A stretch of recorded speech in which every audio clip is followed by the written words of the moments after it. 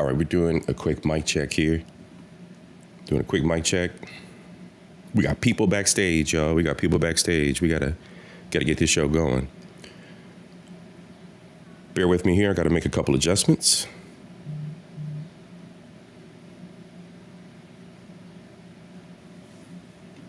Give me just a second.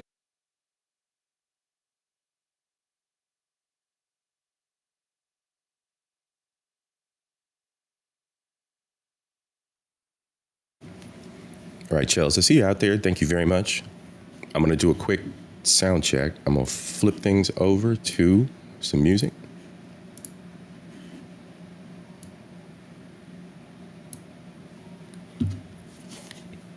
All right. We're doing a quick sound check on my voice over the music.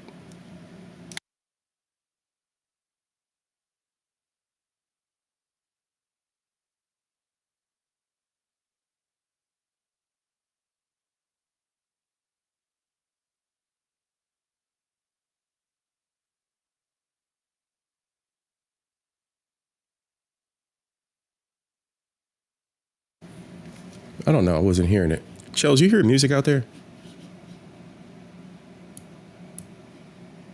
I think it's real quiet.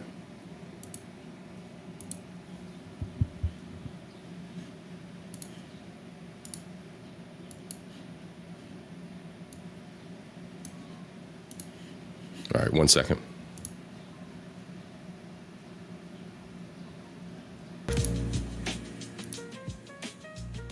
How about now?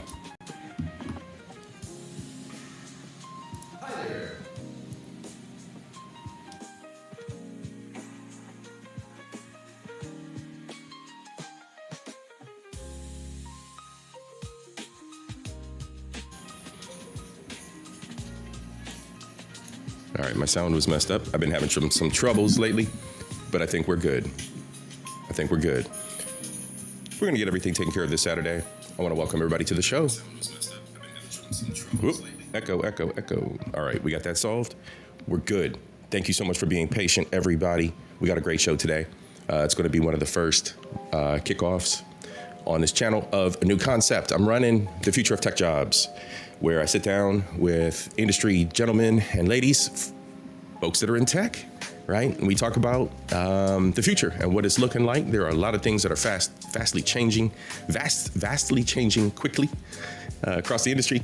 But I'm not going to hold you up tonight or my guest. I want to get right into it. We got a lot to discuss, and it's an open kind of forum tonight. I'm going to be doing a little bit of an interview as we get to know Mr. John Phillips, Demonetized, who this gentleman really is. So, all right, y'all, let's go into it with a little bit of a montage. And in honor of montages, I gotta be goofy. So, a little bit of a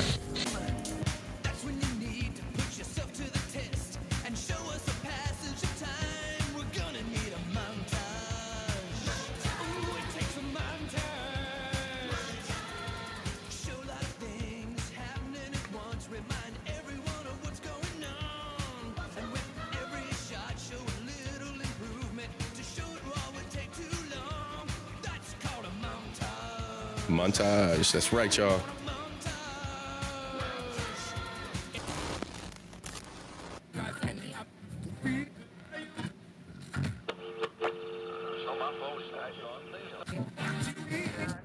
Fuck being rational. Give them what they ask for. Hey, turn this TV off. Oh yeah, by the way, another update. It's getting better. I gotta say, boys, it is getting a lot better, and it's getting better at a surprisingly fast rate. Getting a tech job is shockingly uncomplicated. First, brace yourself for disappointment. Stare at phone screen. Apply to those companies. Don't hear back. Disappointment. Beg for referrals. Get automated rejection. Disappointment. Fake passion to recruiters. Study for interview that's unrelated to the day-to-day job. Falter under time pressure. Disappointment. Survive all 7 interviews. Get offered decent compensation. Company stock crashes. Disappointment. Weirdly accept a job. Company has layoffs. Now you get to apply again. And that's when I realized that it actually wasn't an extra nipple. What it was Whoa. What are you guys doing here? What? You're all fired. What? No! Yeah. No, I can't be fired! What? No, but I...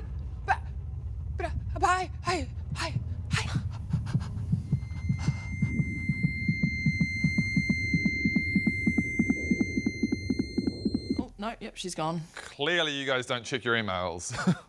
What? Yeah, you've all been replaced by AI. Welcome to the future. What? You know, I think AI is going to take over eventually, so we may as well just rip the Band-Aid off and just get it over and done with, right? Glad someone gets it. Yeah, Rowan just understands the future. Exactly. He knows that everyone is replaceable, including him. Exactly. Mum.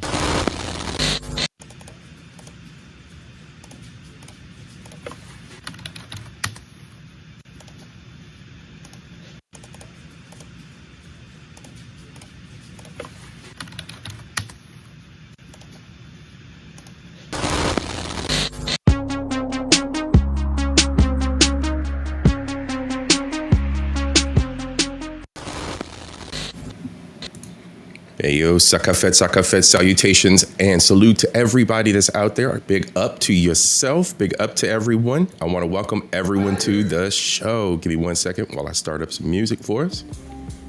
Let's go. All right. Tonight, I want to bring to you, to the stage with me, Mr. John Phillips. Ladies and gentlemen, welcome our guest this evening. Mr. Phillips, how you doing, sir? No complaints at this time, Mr. C.I.P. How are you, sir? I'm doing good. Ladies and gents, let me know if the music's a little too high or too low. We should be good to go. All right. So, Mr. Phillips, how are you, man? How's your day been, bro? Very busy as usual. It's never a dull moment in my world, but hey, man, we making it. You know, so I cannot complain for real. So. Awesome, man. Awesome. Welcome. So who do we got here? Let's do some roll call real quick before we get started. We got A-Team, we got Chelsea, we got Poohman 313. Thank y'all so much for joining. Aisha, I think I seen you creep up in there. Yeah, Aisha. She in here, man, talking shit. Here. And CIP, I would just like to let you know, sir. Yeah, man. Your stream is officially demonetized. I love it. I'm glad you're here, man. I'm glad you're here to bless it with the demonetization, man. So let's talk about the monetization, man. Where'd that come from? Are you a victim of the YouTube streets, or is that's your thing, man? Well, you just run it. To be honest with you, man, I'm kind of a comedian at heart, man. So like, I just kind of roll with it when I was like, okay, what's the best name that I can go ahead and come up with as far as a screen name, especially being on Messy's channel. So yes, it was automatic for me. So I was like, okay, hell, I'm not making no money on mine. So, you know what I'm saying? I'm demonetized. So that's where it came from. So you just run it like that. I love it. Mm-hmm. Mic should be good. Somebody just pinged me and said, check my mic. I appreciate you. Together, thank you so much, sis. How's that sound? I think I figured it out. Like I said, I've been having some troubles on my side. Y'all know my stream's been struggling. So I'm, hold on, let me check this out. Yeah, my microphone been struggling lately. I got the solution to it. So we're gonna get that figured out here in the next couple. It's all good, man. That's what struggling streaming is about, you know? Yeah, it's struggle streaming. Look, charge it to our hearts, not our minds. Right. Facts. All right, that should be good. All right. And since I'm on your stream, man, let's go ahead and I'll go ahead and give you 2 quotes just to bless your audience, if you don't mind. Go right ahead. All right. The first quote that I would like to give you comes from Melissa Dykes, better known as True Stream Media. And the quote is, "It's expensive not to pay attention." Yeah. And for me, this is my own quote, and this is something that I came up with. It's, when you lead, the only reward is sacrifice. So that's a little teaser, I guess I can give to your audience as far as how we're going to rock with this stream. But again, sir, Bars. you've been demonetized. Bars. I love it, man. I love it. So let's get into it, man. Okay. Men are never shy. No, we're not. How old are you, bro? Where you? What region of the United States you from? Or are you even in the United States? No, I'm in the Dallas-Fort Worth area. I'm in Cedar Hill, Texas. Okay. I'm 46 years old. I'm not currently married, but at this moment, kind of working on something. So other than that, I mean, you can ask away, but I have a couple of things that I want to bless your audience with tonight. So let's see if we can rock with it. Okay, so what we'll do is we'll just play some ping pong. We'll bat it back and forth. We'll go with it. Because we are going to discover who this Mr. John Phillips really is, and what he knows. You ain't gonna discover much. We're gonna get into this tech talk too. So, all right. So Couch in the building. Couch is in the building. Yep. I'm struggling over here. We'll figure it out. But go right ahead. Your turn. Words of wisdom. Well, to me, basically, why I wanted to join you on the stream tonight is because I think a lot of what's going on with everybody is when you've seen all of this job loss that is occurring within the economy. Today's word we can use is going to be perspective. I think everyone has to change their perspective at this moment as far as how they're going to look at the way the economy and just the job market is going to be structured within the next 5 years. What seems to be the problem is that everybody has the same mindset that you apply at a company, you get a job, and then when you get that job based on the role that they put out there, you work it from your 8 to 5, and then that's just it. Well, what I see is going on in the job market now is that you're seeing a lot of where employers and people that are out here right now that's wanting to hire folk want to see folks' skill set. They want to see their ambition. They want to see what it is that they bring to the table that is going to not only change and make money for their company, but what's going to make it innovative. How can you change and make this go into the world of the new world order and the new technocracy that's going to come into play? So I'm just kind of giving kind of a perspective tonight with you, nerding out, and we're just going to go ahead and chop it up and then just kind of see if we can set a little framework for how people are going to think about going into the job market. Awesome. And I think that's a good place to start too. I got some graphics for us we can use to kind of discuss what that looks like, right? So everybody has a visual and they understand how diverse the actual field of IT is, how much there is out there. So, all right, you're in the Dallas-Fort Worth area. Yes, sir. Currently a single gentleman, IT bro. What? So yeah, let's get right into it. IT. So what's your focus? Well, mainly what I do is I do system analytics. So pretty much I work in the healthcare sector of the world, I guess you could say. So I have a team of 30 girls where basically we work in migration of understanding systems, being able to program them, being able to do implementations, and also just providing, I guess you could say, a what's the word that I'm looking for? A comprehensive analysis that hospitals, medical groups, and so forth that utilize these systems can understand. Yes, I get it. So you're doing the migrations and breaking everything down for them so that they understand what it looks like with the new system, if it's going cloud, if you're going a new third party, however that's happening. You guys are the ones that make the magic happen in between there for the end users. Right, because what happens is that in revenue cycle, we know that systems and implementation changes as far as how they manage things. So a lot of these hospital chains don't understand how that's going to look until they bring in people like us that really give them the backbone and understanding and framework to be able to utilize these to their maximum potential. So let's see here. On our graphic we got here on screen. Pardon me. Excuse me. All right, I got a bigger copy of it here. So in your case, you are, let's see here.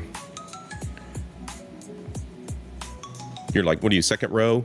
The last one, the data analyst side of things? The data analyst and also database administration. And also, I guess you can say in the last row, I'm more like a system architect as well, because I understand the framework behind how the systems are programmed.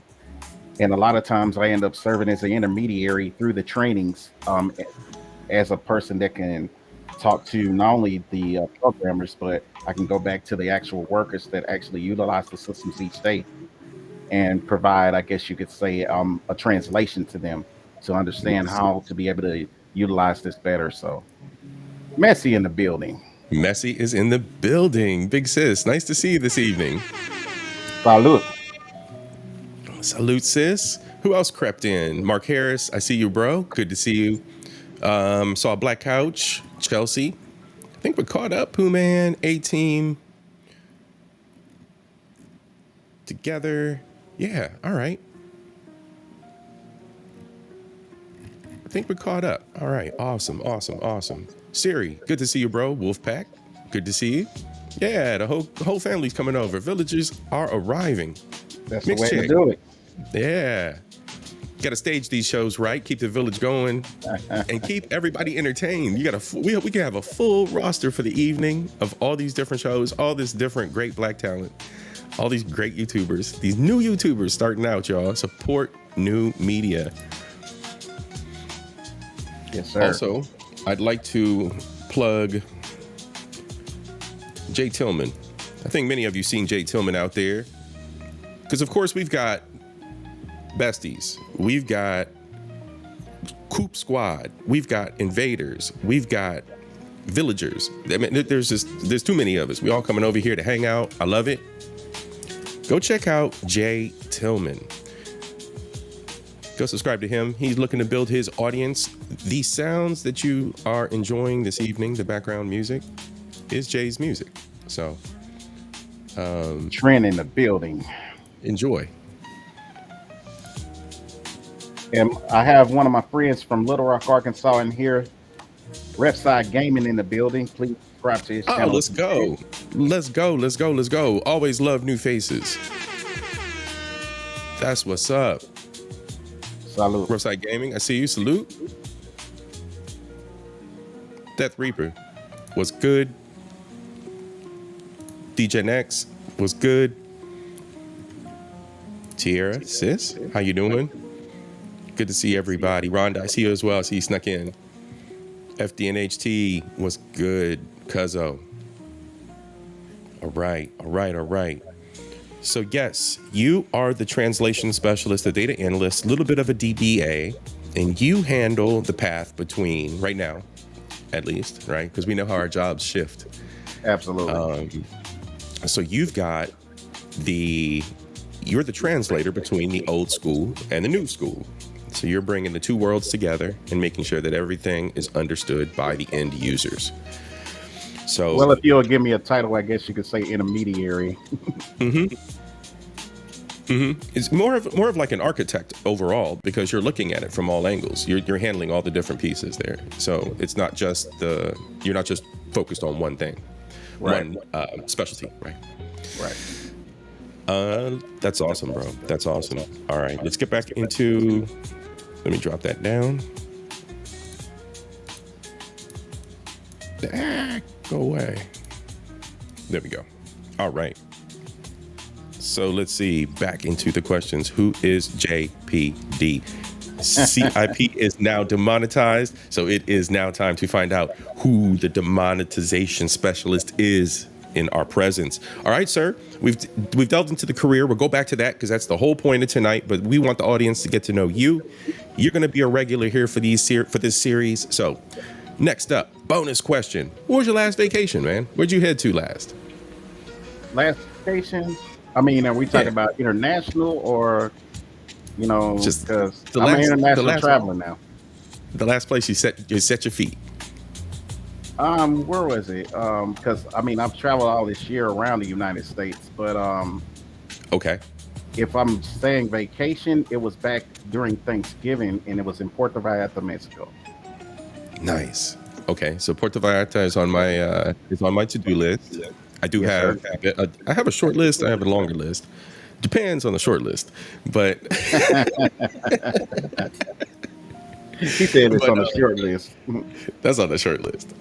But yeah, definitely more of Central America, more of Mexico, the Caribbean as well. Trin, you already know I need to get down there to where you at, to where my cousins are, and those beautiful ladies in Trinidad. So yeah, the last place I set foot. Now I've been traveling across the United States for a while, so I do that. I do that on a whim. I drive even. But last I was St. Lucia last? I went to Canada. On a date thing, but then yeah, St. Lucia was last down there for Carnival. Lovely. And that's You why can never go with Carnival. Never go wrong with Carnival. that's why I'm a little bit angsty this year. I'm not gonna be making it. Really, but you know, there's I mean, all through the Caribbean. I mean, there's Barbados. You know, Turks and Caicos. I mean, Grenada. All those countries, man. I mean, they're all having their own Carnival all throughout the year. All throughout the year. Yeah, so you have them as late as October, I believe. So, Oh yeah, definitely. yeah. In definitely. fact, I can send you a list if you want, man, where it has everybody's date. I'm not plugging anything on IG, but I think what's the one? It's Carnival Somewhere is one of the links. Absolutely. Definitely. All right. So, what is it that you would like your audience to know about me most? Because I know you got another bonus question. You said you want to be the answer for you. We're just chilling today. The second bonus question, the last vacation, that was a good one. Let's see. All right. So love versus hate in your life, as you have experienced the law of polarity, right? I've stolen this one, borrowed this one from FDNHT Trend. So law of polarity, love versus hate. Which one do you receive more? And then has it always been that way, or what's life been like? Easily, I would say hate. And that's an easy one because anytime you lead and you're a trendsetter, you're going to experience a lot of hate. So I can agree as with far that. as you trying to maintain and be at the top, you're always going to experience a lot of hatred. So, I mean, it's the old cliche, it's lonely at the top. So whenever you're doing anything right and you're looking down on folks that you know you're better than, you know, it's pretty much, that's the catalyst of it all, is that you're going to experience more hate. So you get used to it. I can say in the struggle to be that trendsetter, in the struggle to be someone different, just to be myself, right? And seek the things that I wanted to seek and study the things I wanted to study, or be interested in this shit. Like I wanted to shoot off model rockets. My friends wanted to play football. You know what I'm saying? So the drive, I think that my interests help block out the hate, or help block out the negative side of things. And I think, you know, one of the clips that I played at the beginning was the young man talking about he's a 27-year-old. He sits in the office from 8:30 to 4, and this is his second big tech job, and he wishes he could tell his younger self it'll be okay. Because those moments, you know, those little moments, you know, that was a simple thing. You're a kid, your friends want to play football, and they're making fun of you for playing with model rockets. You know, those are small, like those little microaggression, you know, bros being bros. But as you get older, those things start to weigh on you and weigh on you and weigh on you. And when you're younger, especially when you're in that, it's not a reckless era, but it's where you can easily be distracted in your 20s, right? We do that. We've all been there. It's easy to be distracted. It's easy to be discouraged. It's easy for things to kind of weigh heavier on you and not have the tools to be able to get through it, right? So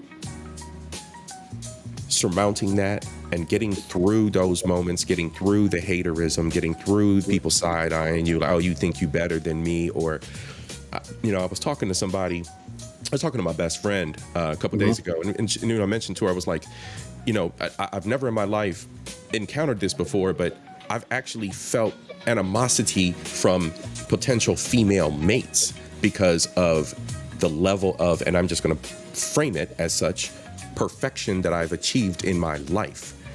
That's struggle. That's building the character of who I am as a non-toxic man who has a career and focus in his life and isn't negative and cares about his woman and stands by his fam. Like all these traits and things that you build into someone, and you got someone looking at you with animosity. Like, how can you be so perfect? Like, these are challenges that we all face, especially us trend centers, and I'll just cap it with that, bro. I definitely have seen it. You know what? I'm gonna give you a word of advice that my pop give me, and that is the best of what it is that your woman wants to give you is at the finish line anyway. So the journey is the hard part. Absolutely. And another thing too is, and I'm gonna hit on this again and again, but for the young tech bros out there and for the young folks out there that are looking for this pie in the sky American dream career, understand that shit takes time, and you may not find it in a one track, one pony show career. Just like the graphic we had up earlier, you may have to diversify your skills to be successful and get to that higher pinnacle of your career. You can never think that it's going to come easy. There's no way that you can ever learn lessons if you think that it's going to come easy for you. Right. You have to be built when it comes to being truly successful and maintaining. And if you're not willing to understand or have foresight that is going to allow you to maintain, then you're not going to make it long.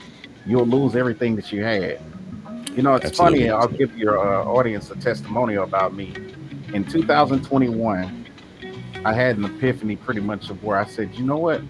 This is about the time in my life where I need to really start changing. So I went to counseling. When I went to counseling, I looked at my therapist and I said, listen, I do not care about you talking to me about my traumas, trying to heal me from them, trying to get me to steer in a way that's going to invoke all of these emotions that I'm never really going to get over in the first place. What I need you for is I need you to help me make better decisions. Give me the toolkit. Yes. Give me the cheat code, the toolkit to help. Give me the toolkit to get through this mess. Yep. We're not gonna heal the scars. We're just bringing that stuff to the surface over and over again. But give me the toolkit to make those better decisions, to move more wisely in the future. The number one thing he told me, he said, you want to start making better decisions? I said, absolutely. And he said, you know what? There's one principle you need to follow. I said, what is that? He said, have in mind whatever decision you make is not always about you and you alone. Absolutely. I'm going to pause right there, bro. These words of wisdom are killing it tonight. We on fire, bro. We're having a good time. This is great. I want to shout out Big Sis Messy. Give me 1 second here. Gotta flip this around. And we're gonna do a little rep for Messy. Thank you so much, sis. You are now the show sponsor.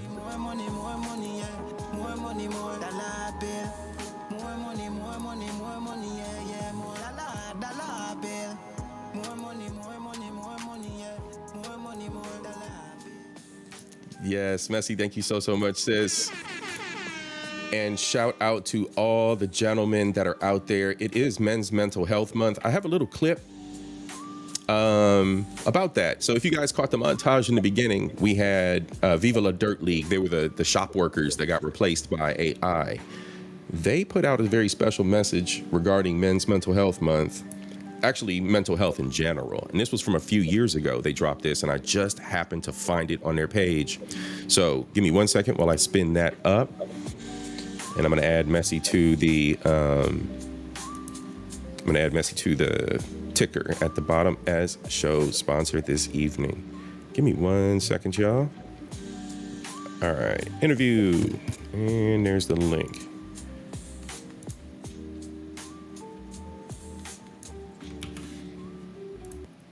All right, pause that for just a moment.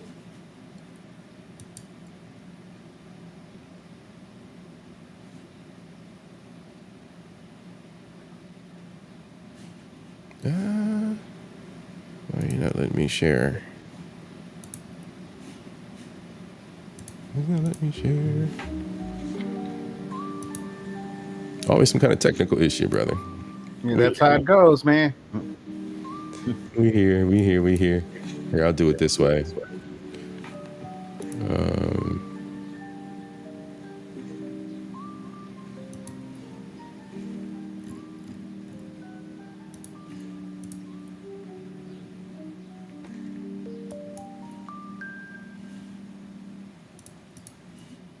All right, awesome. There we go. That works.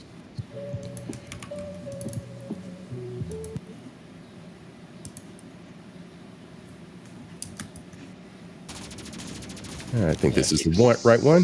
You suck as much as your mum does. That's not fair. You cheated. Get good, noob. GG, easy. Oh, you motherfucker. Hey everyone, look at my cosplay. I'm Zelda from Twilight Princess. I'd like to So this is life on the internet. So, I just punished this kid in Fortnite. Nice, dude. Load up COD. Yeah, boy. Yes, sweet. Load it up. Hi, James. I just wanted to say you look lovely in this photo with your friends. Is that girl next to you a potential girlfriend? Wink, wink. Much love, Mumsy.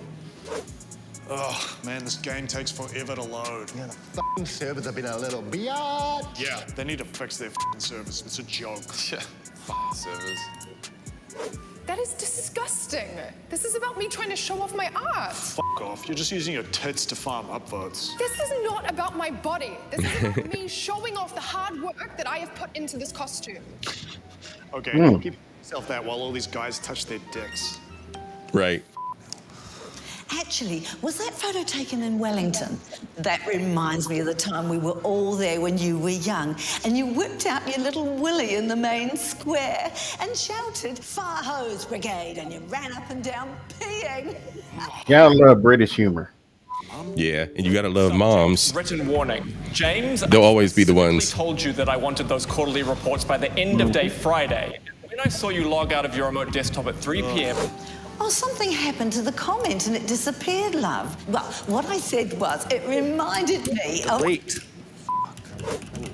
Throwback to summer. The world is on fire and you don't even care. Hashtag save the trees. Suck on a bag and I could kick your ass in real life. You do the update. Are you getting these messages? It's just like this on the internet. Yeah, social media fatigue, not black fatigue. Yeah, social media fatigue. nice spend more time in your mum's basement. Oh man, you are so I don't even need your job. Fuck you. Mm-hmm. Hi, honey, how's it going? Mm-hmm. Crash out. Man. We missed you at family dinner last night. And here comes mom. Sorry. We'd love to see you this weekend. Nice little family guilt trip. Okay. Talk later. Love you. Sorry, Miss Dinner. Some stuff came up. We'd love to see you tomorrow. Those parents age and get older. It'd be amazing if you could. I'm dealing with that now. Pot pie. Go see them.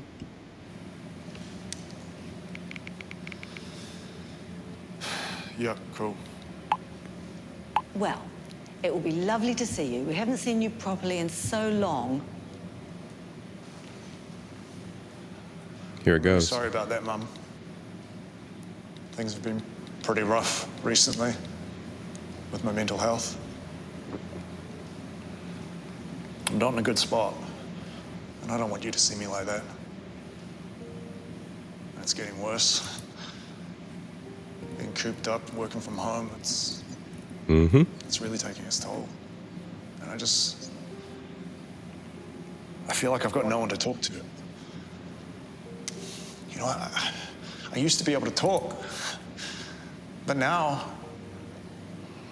I just feel myself shutting down and shutting myself off from you and the rest of the family about how I'm feeling. There are days when I don't even get out of bed.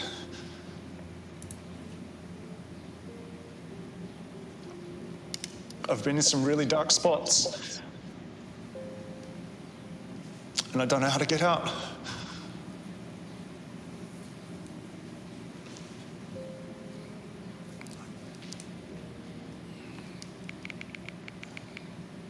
See you then.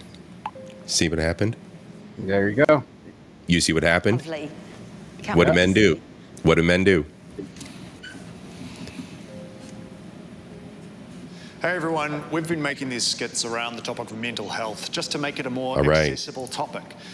Mental health issues. So also too, for everybody here that is in attendance and team replay, please refer to More money, more dollar bill. More money, yeah, yeah, more dollar bill. More money, yeah. More money, more dollar bill. please refer to the following drop because Mixed Chick is now the show sponsor with Messy Michonne as the co-producer. That's right, y'all. Producer and co-producer. Oh. And also, after the stream, team replay, and everybody here in attendance as well, below in the description for this stream are helpline numbers. Please use them if you need them. Please use them if you need them. It is Men's Mental Health Month. You know what's funny? Cher said something, and she said, you know, this guy is every troll y'all get in your chat spewing hate. Picture him, and it'll make you laugh. And she's absolutely true. And then, but that at the same time, that video shows the flip side of what very well may be going on in the minds of those individuals that hate they're spewing, that trolling that they're doing, may be something else that they themselves are dealing with, especially the non-provoked. I mean, there are sets, even Twin Bronzebird, he hosts streams where we just going to troll one another and it's going to be fun. But, you know, when that's not the setting or the audience for it, it really makes you wonder where these unhinged individuals come from. You know, it's interesting that what I took from this stream, as I watched all of the trolling that he did, and then all of a sudden it ran home basically with him, with his family, when they were texting him. He basically vented to himself to where the correction got in his mind through some sense of logic to say, you know what, even though I'm in a bad spot, I'm doing wrong, and I know that I have to get out of this. There is one mechanism I can change, and that is where I can tap in. I can still go to family, even though things are rocky and rough. Yes. That's the upside to it as well. It also probably, you know, another way of looking at it and approaching it is that his tool very well, which I've learned as well, you write the message out, you don't send it. You write the message out and you sit there and you stare at the message. That is tool work. That is something in your tool belt, because then you can reflect on the words that you are about to say via text. You have an unlimited amount of time to review that text before you send it. Right. You know, or that email, especially at work, because in my position, I can hang somebody else or I can hang myself real fast, real quick, you know, and it's like, you know, I have to use discernment. I have to circumscribe and take a moment to think before I send the fire off that hot email because somebody pissed me off. So Well, by me being the lead on my job and being a supervisor, what ends up happening is that the fact that I supervise 30 women, I'm cognizant of understanding that not my way of thinking isn't always the right way, even though I'm the leader. So discernment, listening, patience, and being able to just take time to understand that what I may believe is not going to be what this person may take from me. So I have to take time really understanding that my team relies on me to be right all the time. Mm-hmm. And I'm okay with it because I learned from them.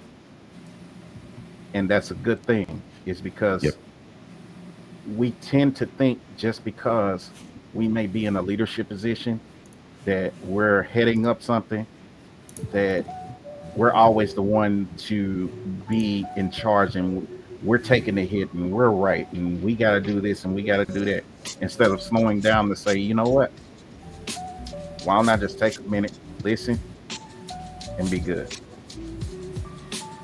I listen to you all the time, Messi. What's Messi? Yeah, you see Messi talking down there. Wait a damn minute. You never listened to me? She took that personal. You're right. I know that's what makes it so funny, is because I listen to her all the time. Believe it or not. I like Queen of Vibes. She's down here. She's like, sometimes I marinate on it and still be like, F it. Here's what it is. Send it. Absolutely. Don't block your blessings doing that. But yes, sometimes it be like that, sis. I'm always right, even when I'm wrong. I'm with you on that, Hiram. Ain't that the truth, G? And salute to Hiram. Oops, sorry, y'all. Salute to Hiram. Salute to Almond Eyes. Hey, sis. Good to see you.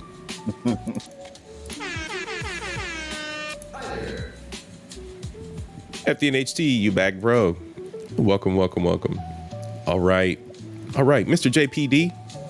Yes, sir. One lesson in life that you keep with you today, that you use in your toolkit every day or often. What's the one lesson? You know, I had a mom, you know, God rest her soul. She's been gone to glory since 2002. She had the innate ability to just sit and listen to me say some of the most erroneous things in life. And she had the decorum and the patience to target what I said and know exactly what to say in 2 to 3 words to get me to go, oh. I use that every day when I'm dealing with my team. I love it. And Messi's trolling you.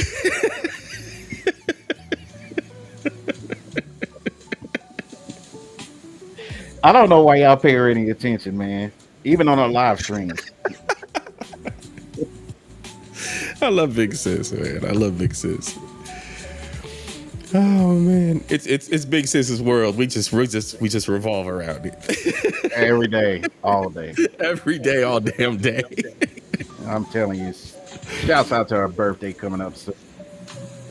Oh yeah, that's true. Before you speak, always think about what's going to potentially happen next. I think that goes back to what you said earlier about the choices you make don't just affect you.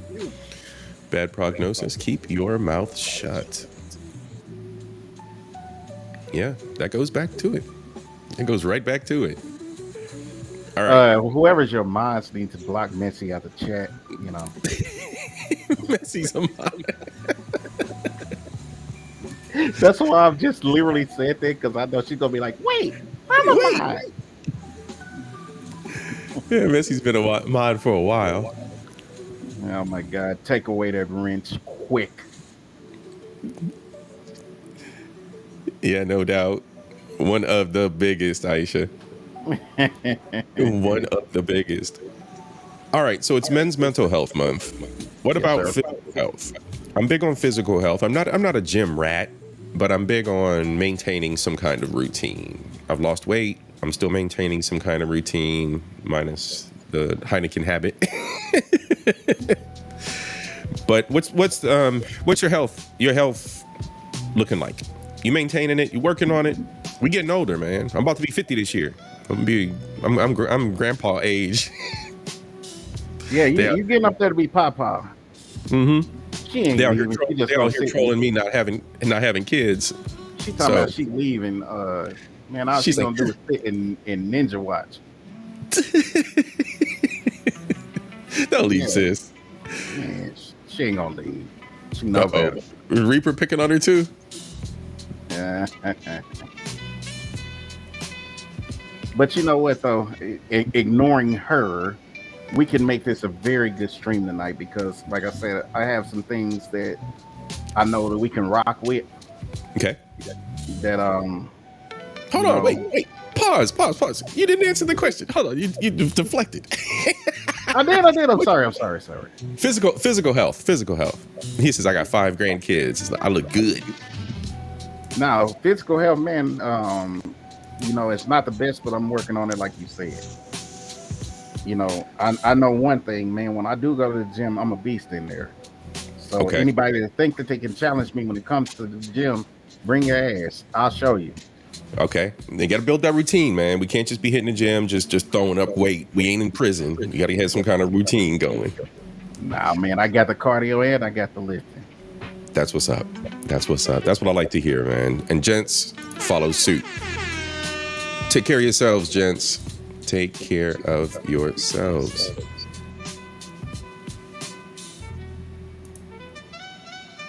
Just checking my microphone because I know my microphone be on bad behavior. All right, we good. All right.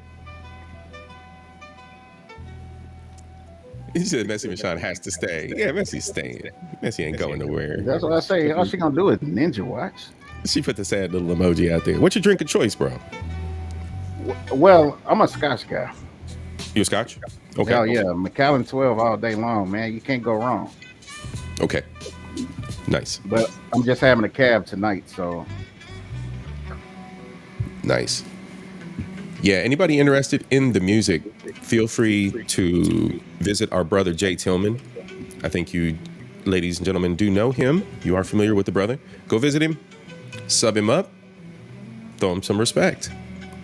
Linked up with the brother on another stream. He said, by all means, promote. So I'm going to promote the gentleman. Physical activity helps with mental health. So does proper rest. I am known to burn the candle at both ends occasionally, more times than not throughout a week. I can attest to that. I do have the insomnia. It creeps in and my mind goes crazy about 1 o'clock in the morning and I can't shut it off. It just be like that. And I think as you can see, my friend Refside Gaming just let you guys know that he knows about my Macallan habit. So shouts out to Refside Gaming again. So Refside knows. Yeah. I've known, and it's funny because we've been friends for what now? Almost 30 years. It'll be 30 years next year. Wow. Yeah, I've got some lifelong friends like that too, man. 1 or 2. Those are the special ones. Those are those special friends you keep around. And I'll say on this live, he's not shit. So, Oh, shit. Starting a war with your homie.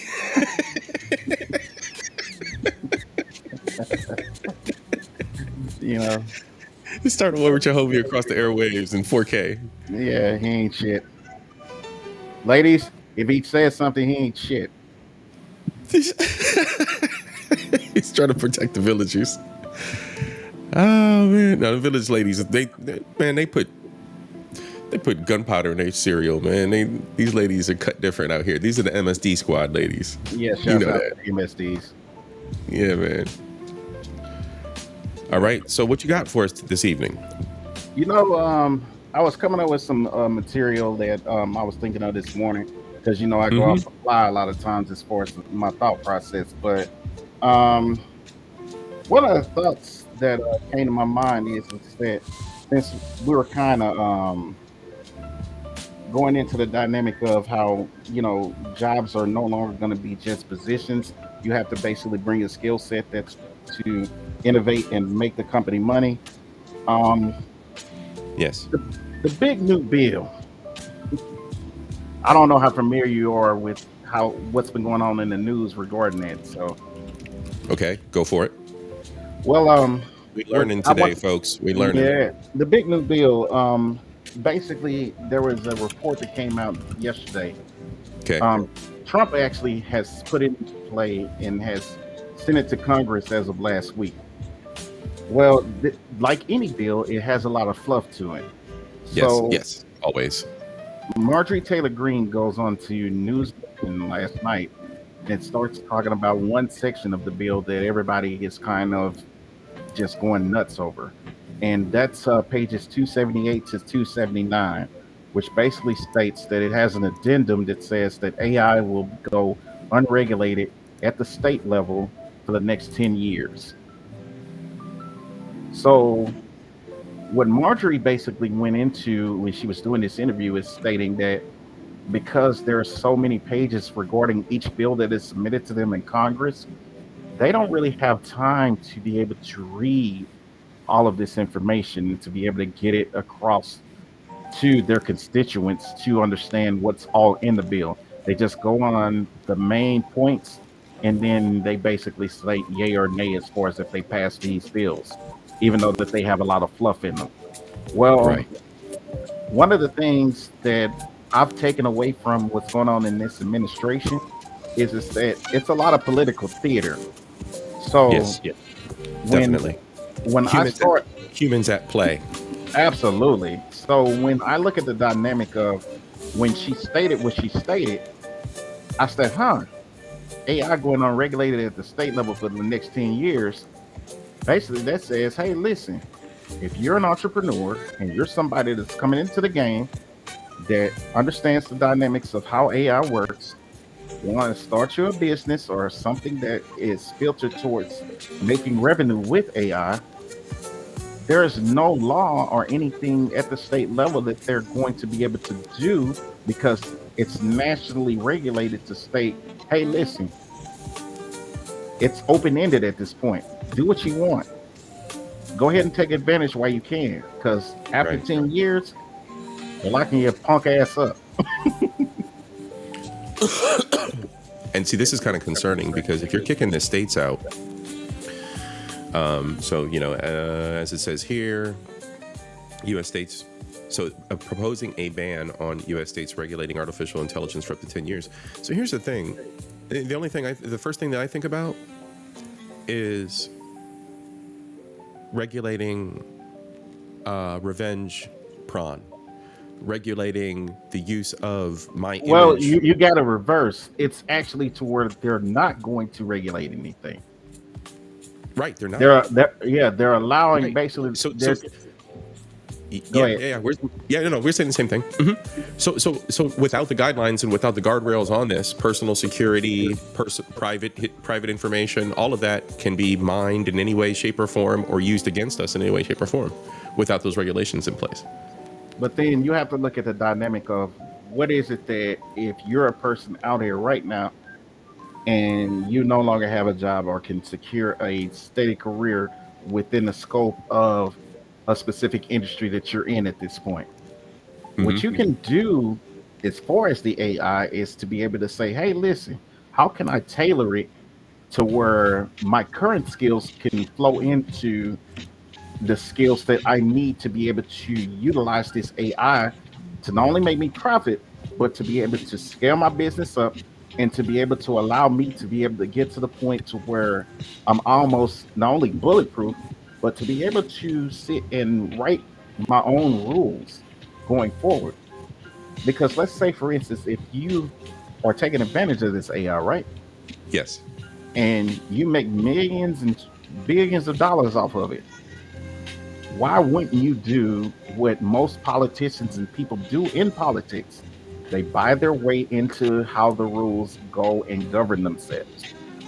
So as a result, you can steer your way into it now to eventually buy your way into what it is that you want to be able to have that doesn't garner the rules against what it is that you want to do. Right. to protect yourself and to be able to put up the guardrails necessary to where you're untouchable. No one else is going to be able to come in and do what you do because you got in at the bottom of the totem pole and here we go, right? Rose up to the ranks. So essentially the stifling innovation piece, right? Like right here where it's got the potential consequences and criticisms, supporters suggest the state level AI regulation ban could foster innovation, while critics argue it might impede it by strengthening monopolies and hindering the development of fair standards. And the fair standards piece and having the standards in place, I'm a policy guy. I'm a red tape guy. I'm a bureaucrat. So I am always looking for that shit first. I'm 50 million feet up in the air looking down at everybody, making sure that everybody's in the fucking rows they need to be in. You know what I'm saying? But that's the beautiful part about it. Right where my mind went right for that. But that's the beautiful part about it is instead of mine like yours can come into these monopolies and say, hey, listen, based on this is the red tape that I could see that you could put against the people that are your competition, not allowing them to be able to catch up to you. It's almost like gerrymandering, right? When you see people that they buy the block, they go into the most dilapidated communities, they buy the block, and then when they buy the block, what do they always do? They have their way of pushing out the riffraff, and then when they push out the riffraff, they usually do it by pricing them out, right? So because they price them out, you can kind of do the same thing with these monopolies because you understand the dynamics of red tape. You can go in as a consultant, or as I like to always label it, as a con, right? And say, hey, listen, I'm here just to be able to ensure that your competition never catches you. Yep. I can see. Yeah, I see it from both sides, and I can see, obviously we should be looking at this from the side don't of have making money, ethics but about this. Oh, that's it. See, I'm like, obviously we should be looking at this making money, but the ethics, you can't have it. Hey, look, how many Energizer batteries anymore? How many Energizer batteries have we bought? How many? Messi just said, "Hey, hit the like." That's right, Messi. Thank you, sis. Y'all hit the like. We got how many people in here? 37 people in here. How many likes we got here? 27 likes. Come on, y'all. 10 of y'all are slacking, but like it's the whole thing, man. When you look at it, you start to look at the ethics of it behind it. Like, man, how many of us have bought Energizer batteries? 37 of us in here for how many years of our lives to put in stupid little remote controls, and that is the biggest stupid hustle. It's the biggest hustle. There are no ethics behind battery sales. We spent billions. Is there in any level of business? I mean, you really got to think about it. Yeah, in the levels of where something's always compromised. Right. You think anybody that is a millionaire or billionaire at this point gotten themselves to a point of where they're at by not compromising some level of ethics? Even though that they may not feel like that they are doing so, and they quote unquote live their life clean, there is some level of where they've stepped on somebody in order to get to this level. Yeah. So ask yourself one thing: do you want to continue to weigh yourself against ethics versus you being able to get some stuff done? Or do you just want to go for the gusto to be able to say, hey, man, listen, it's just business at the end of the day. You're always going to step on somebody. Here's a question from Siri. Does JP use any AI models, closed or open source? Absolutely. I use a large language model, and you're spoiling it at this point because I was going to go ahead and use a large language model tonight by the name of Grok, that I was going to start being able to get people to see how using AI can be a beneficial tool to you, laying framework and to be able to get you to places that you never thought about before. So I was going to cover that, but Siri, you want to spoil the stuff. You want to spoil the cheese. There's two sides. There's two sides now. Here we go with the ethics, right? We got the Tennessee town, black folks, white folks, mostly black folks, but they're all getting poisoned out of their town because was it Elon's data centers out there running AI, and he's got the power systems are kicking up all the carbon monoxide and other off gases, poisoning the air and water out there, and water shortages, in fact. So there's some ethics for you. But, you know, everybody wants to make pictures of cats running down the street animated at the cost of human life. So there's that side of it, but then there's the tool, using it as a productive tool, right? My assistant that's going to help me clean up code or think of new ways of utilizing containerization, you know, utilizing it as the agents, right? And using it for those purposes and appointing those agents tasks. That's enterprise tooling, right? That's a little bit different than the vanity projects and the AI slop we're seeing all over, you know, the YouTubes and the Facebooks that all the old people are clicking on, thinking that it's a picture of Jesus shaped like a shrimp. But in the I get it, but then think of the level of that. Chaos brings opportunity. It does. The internet, the fire, the wheel, the printing press, the cotton mill. Right. Now you're picking up what I'm putting down. I'm not a Luddite, right? I'm the printing press, cotton mill, the cotton, whatever, cotton, yeah. It's combustible engine, gasoline engines. It's never for. It's more dystopian versus utopian. You play Cyberpunk, for God's sake. So facts.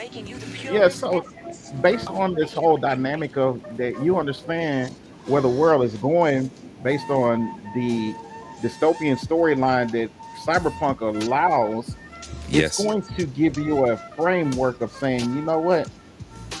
Even though I may try to have ethics with this whole thing, I really can't, because there's an order and a system that's in play already that's going to go towards that mold, even though I don't want it to, but I know where it's going. It's even like when you watch the movie Blade Runner 2049 with Ryan Gosling. And there we go. You see the whole dynamic and framework, just like Cyberpunk has illustrated, where it's a dystopian society that is basically showing what the future of mankind is going to be like within these next 20 to 30 years.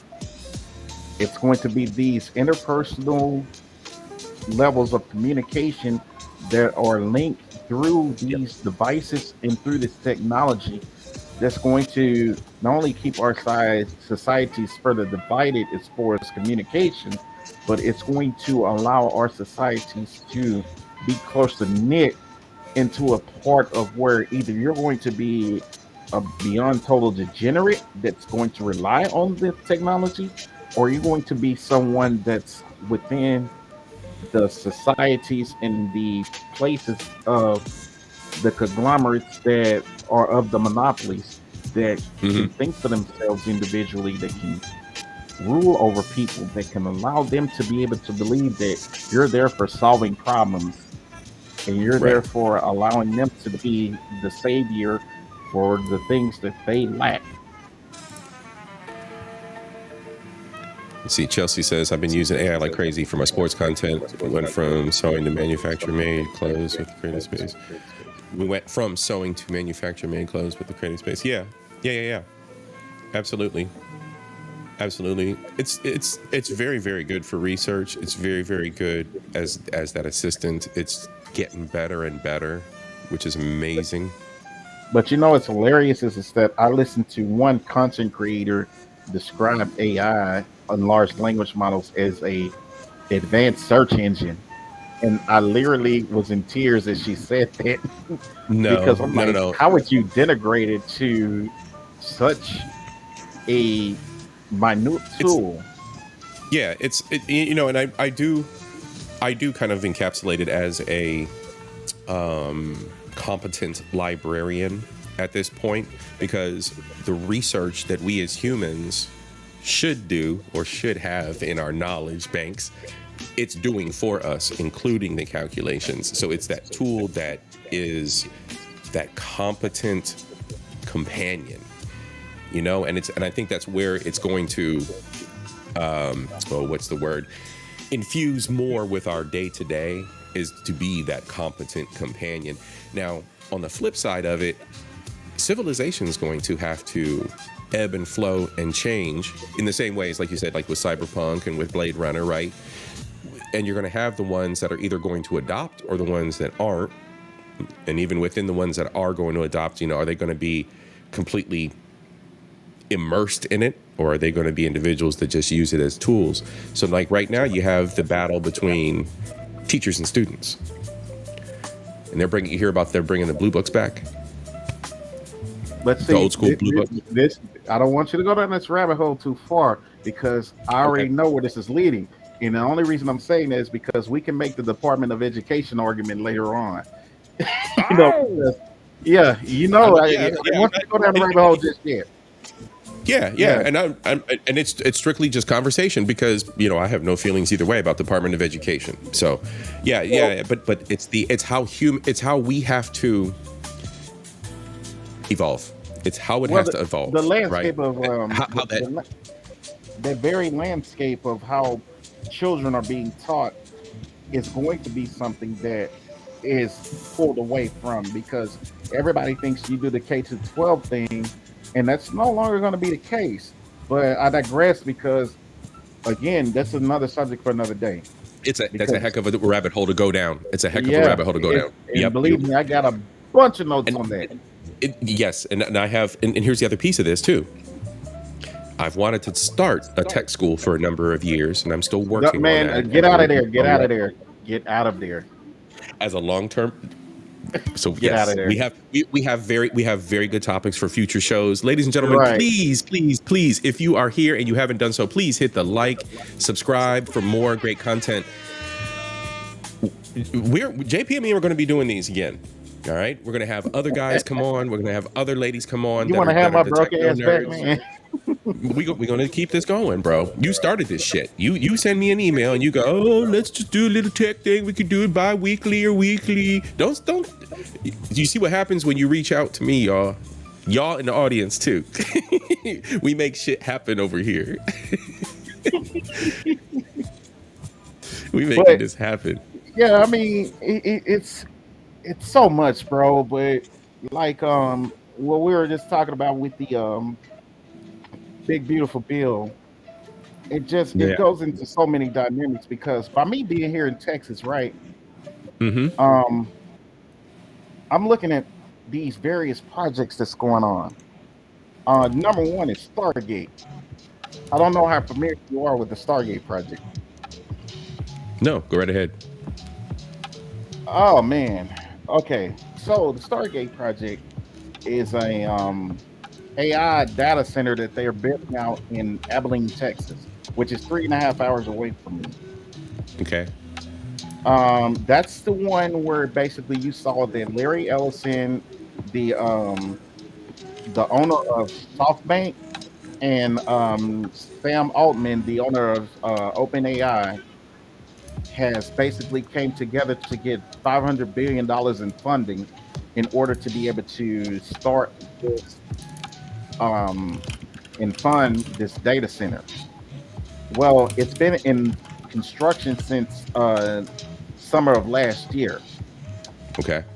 So basically, my whole mindset went to and framed to, okay, listen, there are a lot of people within the colored race at this point that are not taking advantage of getting contracts and getting these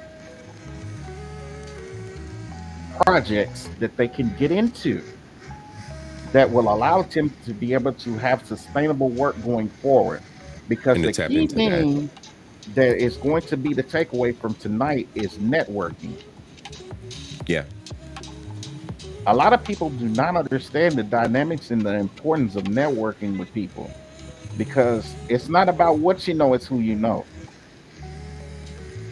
So because you have to be able to keep yourself in a close-knit circle with people, you got to understand, man, that these relationships can be built within these projects and within these meetups and places that you're in, to where you are building these things, because that's all it's about at this point for the next 10 to 20 years.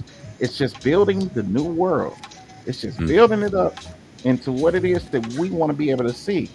So what, like you were talking about with your tech schools, and this is just something that's a teaser to what I want to talk to you about, is that it's basically the tech schools are simply nothing but bringing in the youth to allow the youth to be able to be the think tank and the innovators to what it is that they want and for to the next leverage the world for playing field. themselves, and to Yep. leverage the And playing field to what they want. Because a lot of what's going on at this point is that there are a lot of elders like me and you that are not giving them anything. So right. we need to be able to give That's them facts. it has to be some type of framework. We have to be able to provide for them to allow them to get to where they need to go, because we're not going to be always be here. So what Right. is it that we're going to leave for them to be able to make sure that they straight? And see, the flip side of that too is for me that the fact that I don't have kids, I don't want what I know and my skills and abilities to go to waste, right? Proverbial waste, right? Because there will always be others, and there's always that you know, I instead of reach one, teach one, reach out to those who reach up, right? So. You know, there'll always be that. There'll always be the ebb and flow of knowledge. And there'll always be the opportunity to share it. But I figured, you know, man, I don't got my own kids. I can set a bigger platform and get this out to these babies that don't got those other people doing this for them as an elder, right? Yep. So yeah, it's that. And you should always keep that motivation for one reason. It's because if their parents not doing it, man, then why are you holding back, man, to not give them that? I mean, it takes a village to raise children, right? Right. So as a result of you knowing this information, then you have to be able to have the moxie and the understanding to say, you know what, I'm going to do what I can while I'm here with the time I have left to be able to give to them the way that they need to be able to be given to. And it's important to be able to think like this, is because a lot of us are on this, I need to get mine right here, right now, when we're not having or possessing foresight enough to be able to give these kids what it is that they need to live on in our shadows, and to be able to have something from us, even though they might not be ours, but they are all our children. Right. So you have to give them something to be able to press on. And be able to maneuver toolkit, right? I've said it a few times tonight, you know, from the mental health aspect as well, but now it becomes the knowledge toolkit and networking toolkit, and be able to leverage that. I've got a buddy that is pretty much in the same position as we are, you know, but he works with robotics. I'm gonna see if I can get him on one of these sessions. Get out of there. I'm going into that next. I'm gonna shout out Danny. Danny, if you're watching, I will be reaching out to you to get you on an episode, brother. But yeah, it's all about building that knowledge base for that future, because technology is ramping up fast. Y'all see, I use that clip of the dancing robot at the beginning of the show, but you know, even in robotics alone, just the recreation of the human form, which is what they're constantly seeking. Just the advancements that have been made over the strides and that have been made over the past 10 months. It's just tremendous. It's amazing, man. Like, we don't even understand. Like, we're sitting around talking. We're talking about Puffy, man. You know what I'm saying? And right. We're preoccupied with the minstrel. And you go over to Asia right now, man, and you're literally getting Uber Eats in 5 minutes. And it's because they're learning and have implemented systems that are in play to take care of problems in logistics that we're not even thinking about at this point. We're literally that behind. So, I mean, I'm just going to be honest with you, and I got to say it this way, and I think that your audience is going to understand me as I say this. Yep. There are a lot of people in the world that are very naive and naivete to understanding the way that the world works and how it's built. They do not understand logistical structures and to be able to know how sectors like transportation, medical, and all of these things behind the scenes that are necessary to ensure that society continues. So this naivete that they possess is based on that they have this entitlement mentality to be able to believe that they know more than they actually do. Yep. You know, to really be able to sit down and learn is a It's like very a hard privileged skill. blindness. It's a very privileged blindness. Like, to be able to sit down and learn is something that's extremely hard for a lot of people, because they cannot really wrap their minds around that life is more than about them. Life is more than just their whole thought process. Absolutely. It's a collective understanding to where this is for the greater good of mankind whenever you're doing things and you're setting up systems and you're doing things in a leadership position. Absolutely. There's a lot of sacrifice that go into that, but I digress when it comes to that. Fire, bro. Pure flame. Pure flame. I want to send out a greeting and a hello to RPG. Bro, nice to see you this evening. And Janesta Coleman. I had to use the Theo Coop voice. Man. Janesta. Shouts out to Janesta. Janesta. Yep. Everybody says Janesta's name.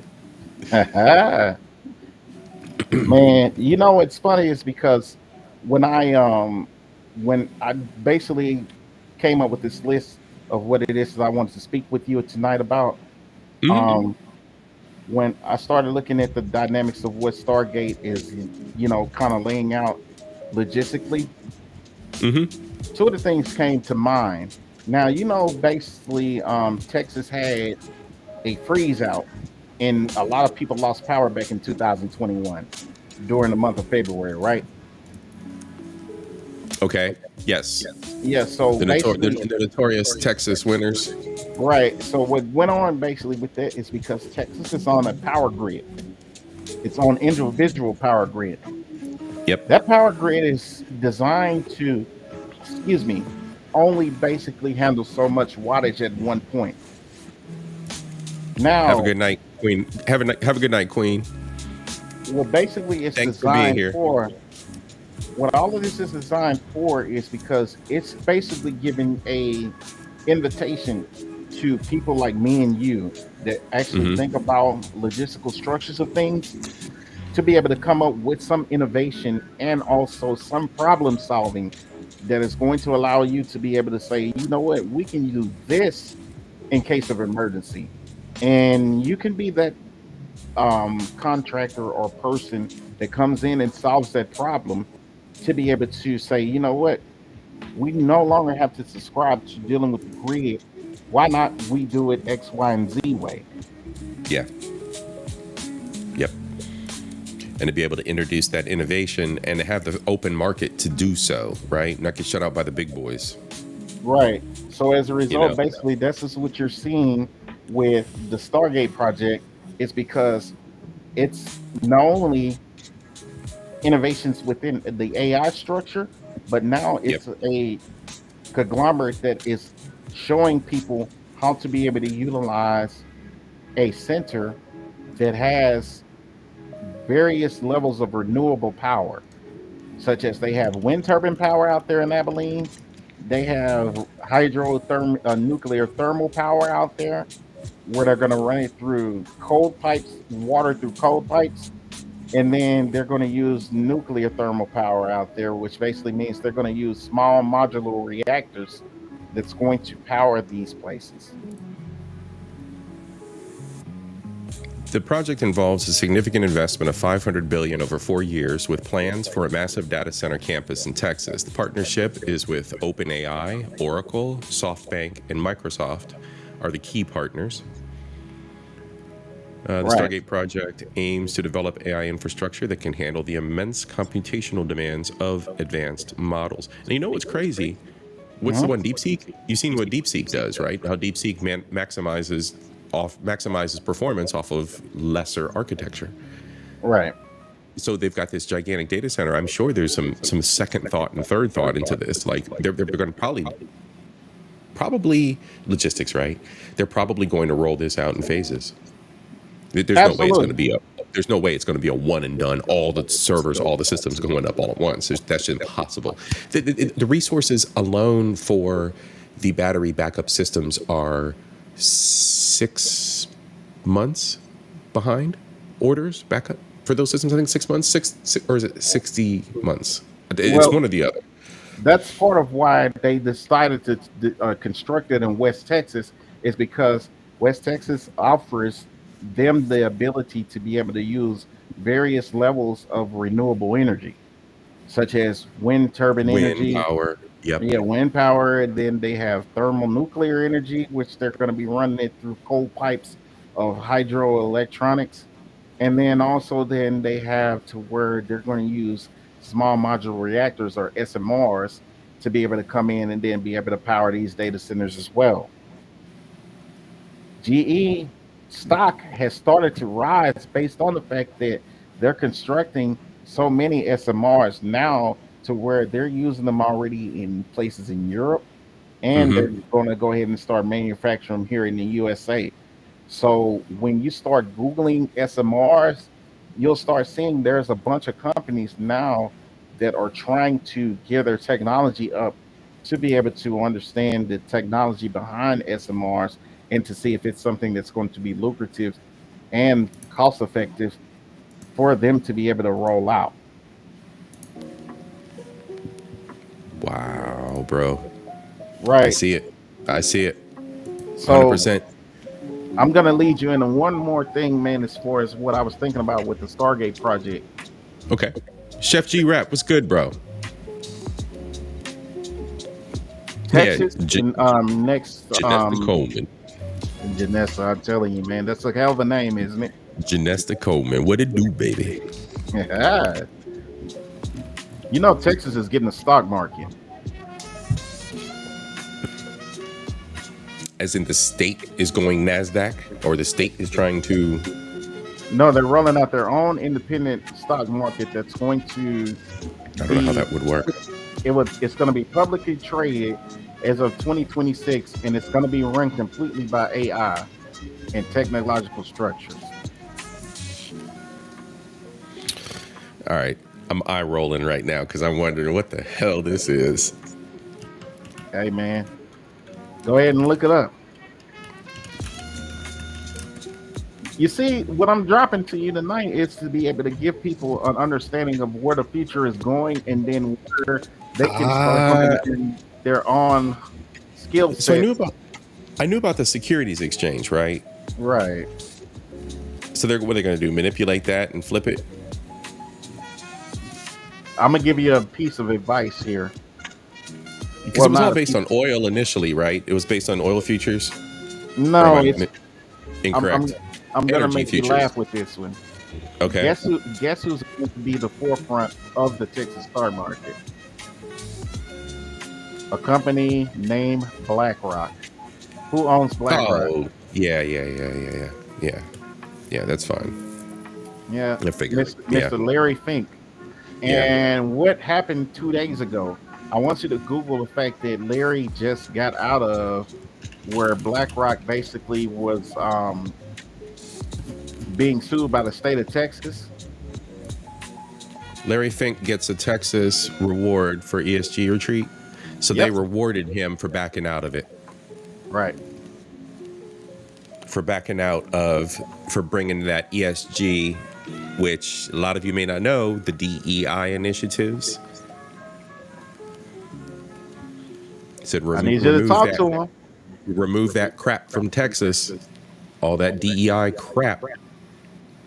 So what do you think that means for the state of Texas as far as how they're going to go into the dynamics of how they're going to hire and how they're going to implement this change to go into making sure that the Texas stock market becomes a reality in 2026? Janessa, this is our Future of Technology segment. We're going to be doing this every couple weeks or so. At the very least once a month. We're going to be doing these episodes to discuss the future of technology and discuss news and things that are on the horizon.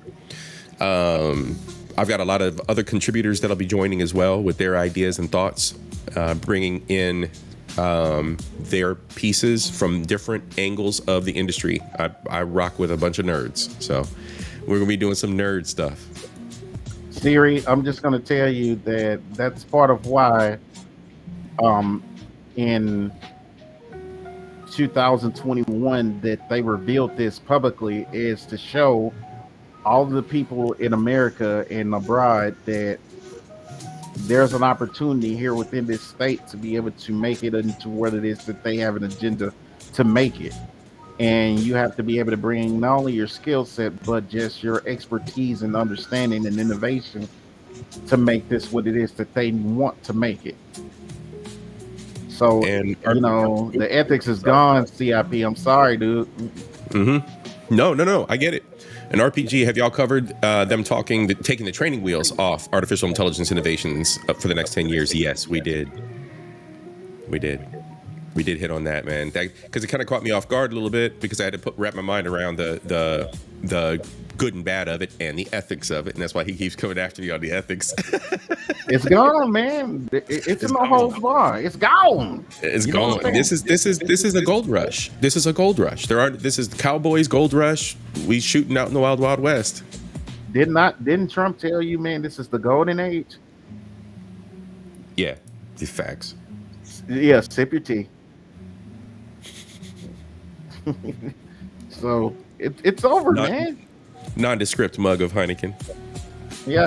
Got my Mandalorian, rocking the Mandalorian. Let's see what else we got. BlackRock and Vanguard owns big. Oh yeah. Definitely, Aisha. Definitely, Aisha's. She is an elder as well. She is in the elder clique. Yeah, she gonna get her old ass up here on one of these streams eventually, since she wants to always offer her little, I want to get who else do I want to get? There's a bunch of people that I want to get on stream. Aisha, definitely. No Hennessy, Heineken, Janesta. Shout out to Green Tea. Big facts. To answer my homeboy's question, and it's funny because he wants to post that in here, man, publicly. It's really easy. Yeah, it's really easy. I mean, you have to be able to be a studious person. There is a couple of things that I can drop within this chat as far as links for trainings within cybersecurity, and also and I need to mod you up as well. So start dropping things. I'll mod you up. And okay. Yep. So there's a couple of things, and I'll drop those to him anyway while we're off the chat to be able to get him started. The easiest sector to get into with technology is going to be cybersecurity. And the only reason I say easiest is because if you're studious enough and you work hard to be able to get the certifications and trainings that are out there, and a lot of them for free, and you're actually able to sell yourself to someone that is hiring for that position, then most likely you're going to be an easy candidate to get through the door in order to be able to do that, because all cybersecurity usually ends up being is someone that identifies threats to systems or just a computer, and then also just understanding the dynamics of how to be able to combat against that threat. Yes. So if you have a mind for solving problems to threats, then you'll make it just fine within the sector of cybersecurity. So that's a very easy startup and way to get into tech. Is if you want to be able to get into cybersecurity, then you'll break into tech. But remember that it's going to be your grit and your grind and your studiousness that's going to get you in there. Get hungry, gentlemen and ladies. Get hungry. Get hungry. When you start seeing those free classes, eat them up. Eat them up. There are plenty. Absolutely. Trust me, when I tell you there are plenty, there is no reason why anybody that, if you have the true desire to get into tech, you can. It is available for you, because there is so much of a need and hunger, and just there are companies that want you today. And I can definitely say that there is a deficit of American workers. We are being displaced by Asians. Okay. And even less for people that are melanated, people that look like JP and me. There are even less of us. If I look at a company photo of individuals who have been promoted, almost no melanated individuals. Tons of Asians, tons of women, tons of white people, but almost none of us. So we have to be thirsty, right? We have to make our footprint. Now I'm gonna push back on Hyman right now. I'm sorry to cut you off, but Hiram, no, hold on, wait, real quick before we do that. One more thing, since we're on the path of certs, Delmonte, shout out to Delmonte. He just showed up too as well, bro. Thank you for joining. If you were in the clouds, bro, thank you so much for being here. Is AWS worth it? Yes. AWS is a key piece of infrastructure for the future. It is definitely worth it. And just to add to what JP said as well, I'm of the mind that my resume should look like my character sheet in Cyberpunk. And if y'all have been following the Cyberpunk Corpo episodes, my character sheet's mad, and my resume in real life is dope. Like cert on degree on, like all the things pertaining to IT that got me to step away from the keyboard and be more administrative and logistic. So I've built and built and built and built. So get hungry, y'all. Get hungry and just start eating those things up. But start with the ones that are going to be productive for you. And then once you leverage that, you might get in with a company that will give you free schooling. They'll give you the free classes and they do it all the time. They do it all the time. All the time. My job is they're making it mandatory, bro. Right. I know you had pushback for something, but yes. No, I was just gonna say. It's just real easy. And I'm just gonna say this to your audience. Now, a lot of times I get to where when people talk to me, everybody tries to have this like for me, like it's if I'm just going to help them and walk them through the whole process. I'm not like that. I'm not built like that. No, I'm not either. Because I'm of the notion that I got to give it to you straight laced with no chaser. So if I'm telling your ass, hey, look, man, you got to work 60 hours a week, man, and you got to do this the hard way. I mean that, because I can only give you a framework that's going to allow you to be successful. Absolutely. And I have the grit. So therefore, if I'm coming to you and I'm giving you this help, I expect you to have the same level of grit that I do. And if you don't, then you are not going to make it.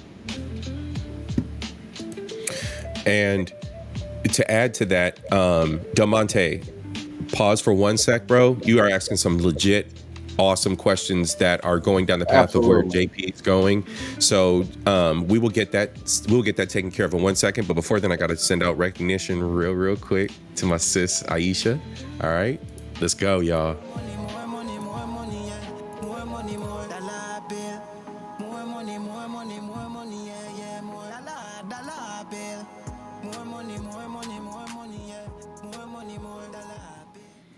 All right, y'all. And I just want to say right now, we do have a new show producer. I'm going to go on and put her up on the ticker. Aisha, sis, one love, big up. Aisha, I'm going to come push you in that wheelchair, Granny.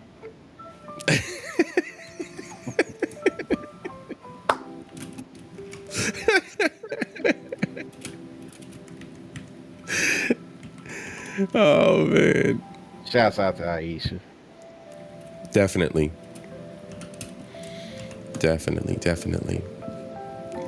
All right. So let's see, where were we? So you owe the chat some links, maybe one or two links. We can't tell them all our secrets all at once, but maybe something to point Demonte in the right direction, so the brother can be aware of what reputable links look like. Let me find his comment here, because it was a really good. Listen, Green Beans, you're welcome to go on to my channel, sir, and my email is there available. And you just send me an email, and I will make sure that I get you all the information that you're requesting, sir. And that's the Love It Main one?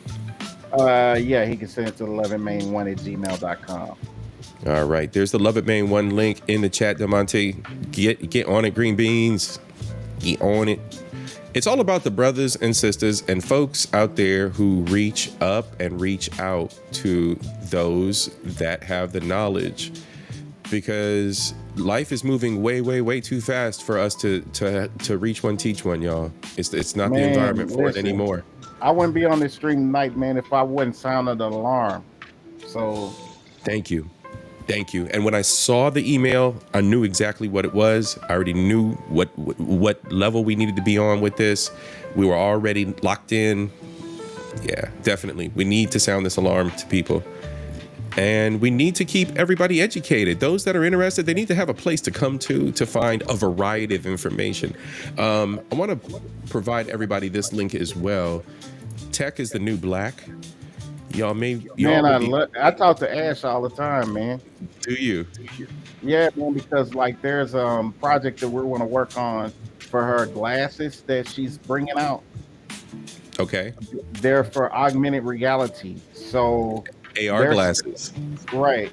So one of the little projects that I'm working on at this moment is to be able to create old warehouses and old brick and mortar spaces into augmented reality spaces, because that's part of what and this is something for the audience to Google as well. I know a lot of you know about Agenda 2030. So what's going on with a lot of things is that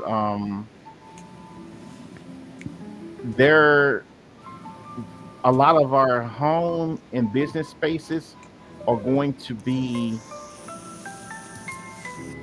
implemented into these, immersive AR, spaces. So you're going to be not only a remote worker, but you're going to be somebody that's going to have an immersive space within your domicile that's going to allow you to be able to connect to people in a broader sense, in a more immersive sense, that is going to innovate the future as far as how we communicate with each other. Blade Runner kind of goes into that dynamic. Definitely. So you just got to think. I mean, think about how Zuckerberg did with the face with the metaverse.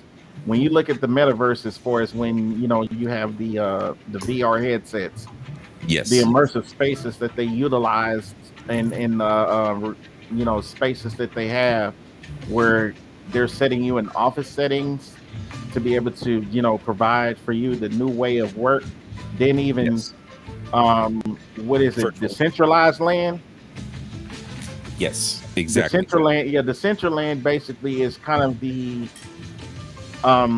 virtual reality world of how people are living and existing within virtual domiciles, such as when you saw how Snoop was able to buy real estate in the metaverse for over $1 million. But that kind of segues me into crypto and fintech. NFTs, fintech. Yep. And there's still, and again, it's we're hitting on that ethics of it, right? There ain't no ethics. Man, listen, ethics is no longer in your show again. Your stream is demonetized, sir. That's absolutely. But absolutely. We're looking at is that in the event that people are looking at crypto and fintech, I don't know how all of your portfolios look, but I suggest highly that all of you at least start buying some XRP immediately.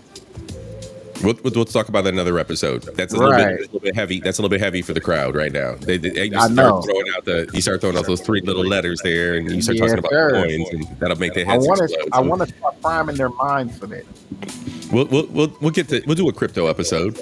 Absolutely. For now, though, we do have Tech is a New Black on screen. So definitely check them out from the Black Couch. Okay, so yeah, Green Beans is talking to the chat. My bad. But yes, go check them out. Pooh Man did drop the link in the chat. Thank you, Pooh Man. Let's see. Give me 1 second too. Aisha, I'm gonna go on and mod you up, hun. Aisha's modded up. Man, you gave Aisha a wrench, man. You crazy. Yeah, I got her modded up. Let's see what else we got here. Yeah, RPG. I got burned by crypto in my initial venture into it. I'm doing good right now. There's there'll be a good discussion around it. I'm still learning. I'm more of like a day trader type, but I have solid investments that are going, reoccurring kind of thing. Awesome. All right, JP, what else you got for us for the crowd this evening? Man, you know what? You want to lay some framework, man? On what now? Well, I don't know how familiar you are with laying or dealing with large language models. Sorry about that. No, you're good. I don't know how familiar you are with utilizing or using large language models. I have Llama installed on an Ubuntu server sitting over here right next to me. So we've got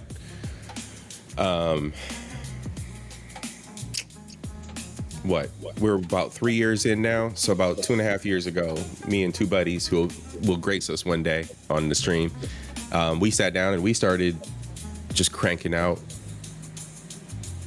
AIs, bro. We started just destroying them, rebuilding them, as soon as ChatGPT went open, or not even ChatGPT, but Llama went open source, we grabbed it. So whenever Llama 1.0 dropped, I was already there with you. Yeah. Now it's really dope. What I wanted to do is that there's one that I use. It's called Grok. Yes, Grok is that's Elon's, that's Elon's baby. Yes. So what I wanted to do with Grok tonight is that I wanted to kind of give a couple of little simulations as far as how to use the language models to your ability, the best of your abilities. Because what happens is that a lot of people are intimidated as far as understanding how to use these large language models.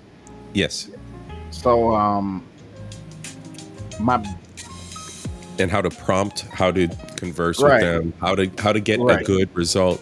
But you know what's funny, and I haven't hit on this so much. I haven't even hit on this with my AI buddies, but you have to be good at the English language because it's programmed on language. You have to have a good vocabulary. You have to understand how to manipulate words to get results. When we first started working with Llama, it was like talking to an 8-year-old child. And if you didn't talk to it, if you didn't prompt like you were talking to an 8-year-old child, you would not get good results. You couldn't just simply type, I want a picture of a jet. I want to do, you couldn't just spew words at the thing and think the thing was going to translate, interpret it properly.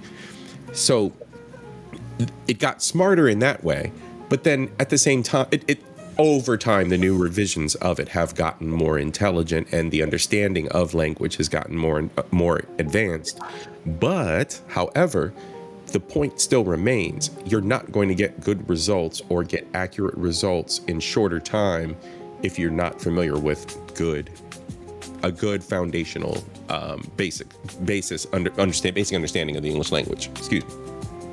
You know, I'm gonna go ahead and I'm gonna put this out to your audience, and this is some good content that we can kind of create going forward for our streams. Is that tonight the framework I wanted to lay with using a large language model is that I wanted us to start utilizing the large language model to help us, me and you, and even the creators within your crowd that's interacting with us, to build a tech startup. So an event that we're doing this is that I'm going to basically kind of galvanize and steer towards the conversation with the AI. And we're going to identify 3 things that I'm going to utilize in order to be able to start this. Number one is that I wanted to identify tech startup. Right. We're going to go ahead and everybody here that's participating will help in the invention of this tech startup. So I wanted to identify a sector where the tech will be prevalent. I want to create 5 positions that will be positions within the company and what their roles would be. And then I want to go ahead and utilize and lay the framework of, logistics, legal matters, and all of these things utilizing the large language model. You're writing all this down, I see. So, no, I'm not writing it down, but I have it in my head. And what's great is you could prompt it in one fell swoop, or you can prompt it and have it build. Right. You can approach it from 2 different ways. You can prompt it and have it lay it all out at once, or you can prompt it and have it build each layer of the business strategically. And this is what makes it so beautiful is that we're basically kind of constructing art on the fly. A lot of us don't really know what that's going to look like until you're inside of doing it. So what I'm going to ask from the crowd tonight is, let's go ahead and nail down a sector to where we're going to focus on that we're going to utilize AI or tech at this point to be able to build a tech startup. Will it be healthcare? Will it be logistics? Will it be through military? Which sector do we want to focus on as a group to start this up? Defense. We want to make money. So you want to go into defense? Defense contractor. Software as SASS. You want to go into software defense? You want to be able to defend against cyber warfare, huh? I mean, I'm asking. Because let's keep it simple, right? Let's do a defense contracting company that manufactures autonomous things. So Siri says, let's do a SaaS company. Siri says SaaS company. I say a defense company. The defense contractor does automated things like drones and turrets and dogs. Whatever will get money moving. See, you guys want to instant ROI. That's funny as hell. Okay. So in the event that we're nailing down this, then now we got to be able to discuss, based on that corporation, what will be the 5 starting roles that we would be able to create within a corporation that's going to keep it prevalent and to create to keep it running. All right, so you need 5 key roles. Right. Okay. So you're going to need leadership. You're going to need money management. Let's list that in the chat. All right. So let's do this. 1, we're going to need leadership. Right? 2. We're going to need the financial management, right? I'm laughing at Aisha talking about something. She didn't realize how intelligent I was.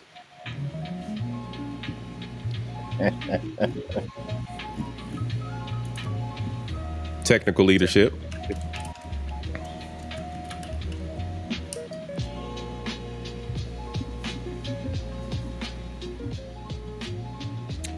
Advertisement, would that be business relations, right? So there we go. Advertisement and relations. So that's the networking piece. That's getting the word out. And then we need the architectural piece.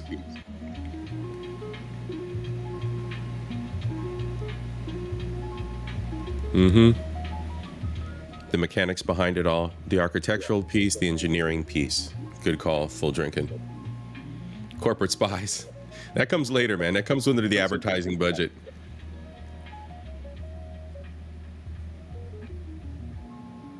If y'all enjoying the stream, please hit the like button. Definitely, folks. Thank you so much for joining me and JP tonight. This is our inaugural episode of the future of tech jobs. And we're just exploring all kinds of things and being interactive with y'all. So what do we have so far? We got 5, right? We got leadership, finances, technical leadership, right? So leadership in those 3 areas. Our business relations and the ebb and flow of partnerships and advertisement, and then the mechanics behind it all, the engineering, the architectural pieces, parts. All right, so you want me to go ahead and share my screen, and then I'll share my audio. That way you can see how I talk to the tech, and then your users also can be able to provide feedback within the Give it a try. Give it a try and see if it'll let you share. Hold on, wait. Let me change that. Okay, so now you should be able to control presentations, but I've been having problem with it. It says that I'm allowed to be able to share the audio as well. So it has it to where it's prompted. So let's go ahead and see if it'll allow me to do so. So let's go ahead and go. I'll drop music down, but I couldn't get the screen to pop up. For some reason, it seemed like Restream was glitching out and it wouldn't let me share my screen again because I was going to pull the browser back up again when we were talking about Larry. Let me let me know if you can see it. Oh, there we go. All right. Give me 1 second. Maybe I was jinxing myself and I didn't even see that I was sharing it and it was right here. All right. Well, there you go. Yeah. Let's go. All right. Hold on a second, man. I got to go ahead and hit the head real quick. I'm talking like a military man.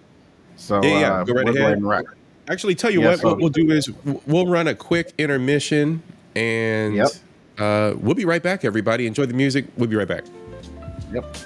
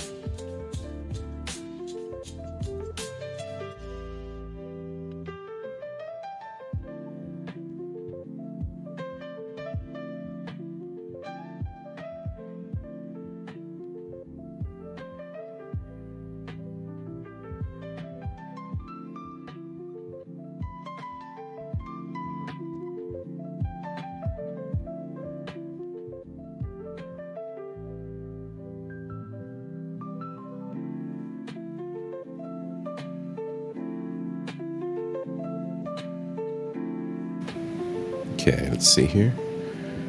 John will be right back. Intermission. Thanks, Chels. Yeah, we nerding out tonight, y'all. Cybersecurity department. Let's see. We chose leadership, CFO, CTO, advertisement, and the mechanics behind it all, right? The engineering side. So when it comes to what other contributions we had, Siri said research, R&D. We can spin up under, that can be spun up under another department, but for the basics, R&D can be spun up under like the advertisement, networking, R&D to initially start, or even engineering, actually, the mechanics piece of it, as Trent said. Cybersecurity, that would fall under the technical side. That's covered. Good. Let's see. Yep. All right, so everybody hit the like if you are taking a quick break as well. Team replay, we're continuing here shortly. Hydrate, y'all. Get a snack.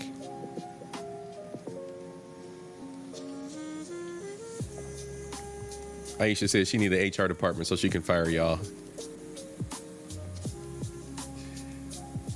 We'll just hire Aisha as HR.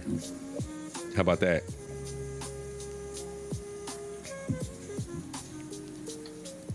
Aisha's village human resources. Welcome back, Couch. We back as well. And again, thanks everybody for joining us and sticking here with us, hanging out. 17 of y'all out there, I see, or something like that. Let me see. No, there are 10 of y'all out there. The 10 brave ones.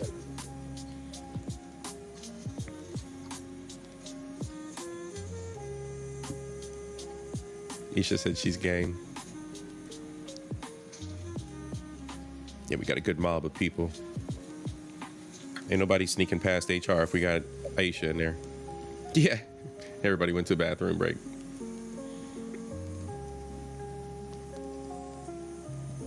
All right, so we learning here, folks. Are you able to see that? I just made it a little bit larger for the crowd. No, did he?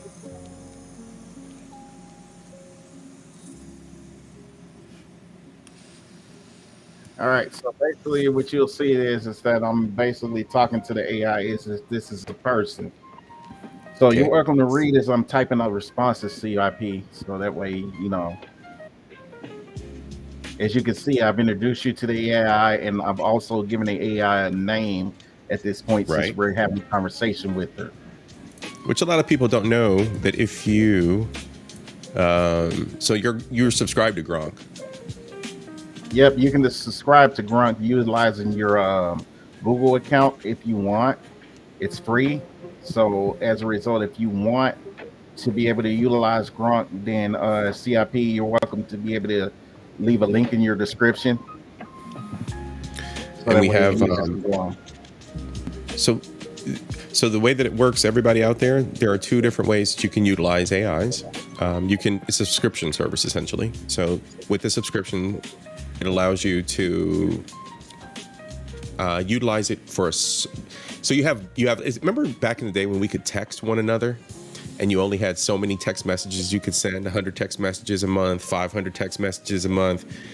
That's what you're kind of paying for with AI because of the cost involved with the processing that the AI has to do. So when you purchase a subscription to Gronk or any of the other AIs that are out there, you're actually purchasing a number of tokens or a number of times that you can ask it questions or receive responses. So that's why we were talking earlier about installing our own AI and having our own AIs and building them up and then destroying them and clearing the cache and learning how they become hallucinogenic and start to hallucinate.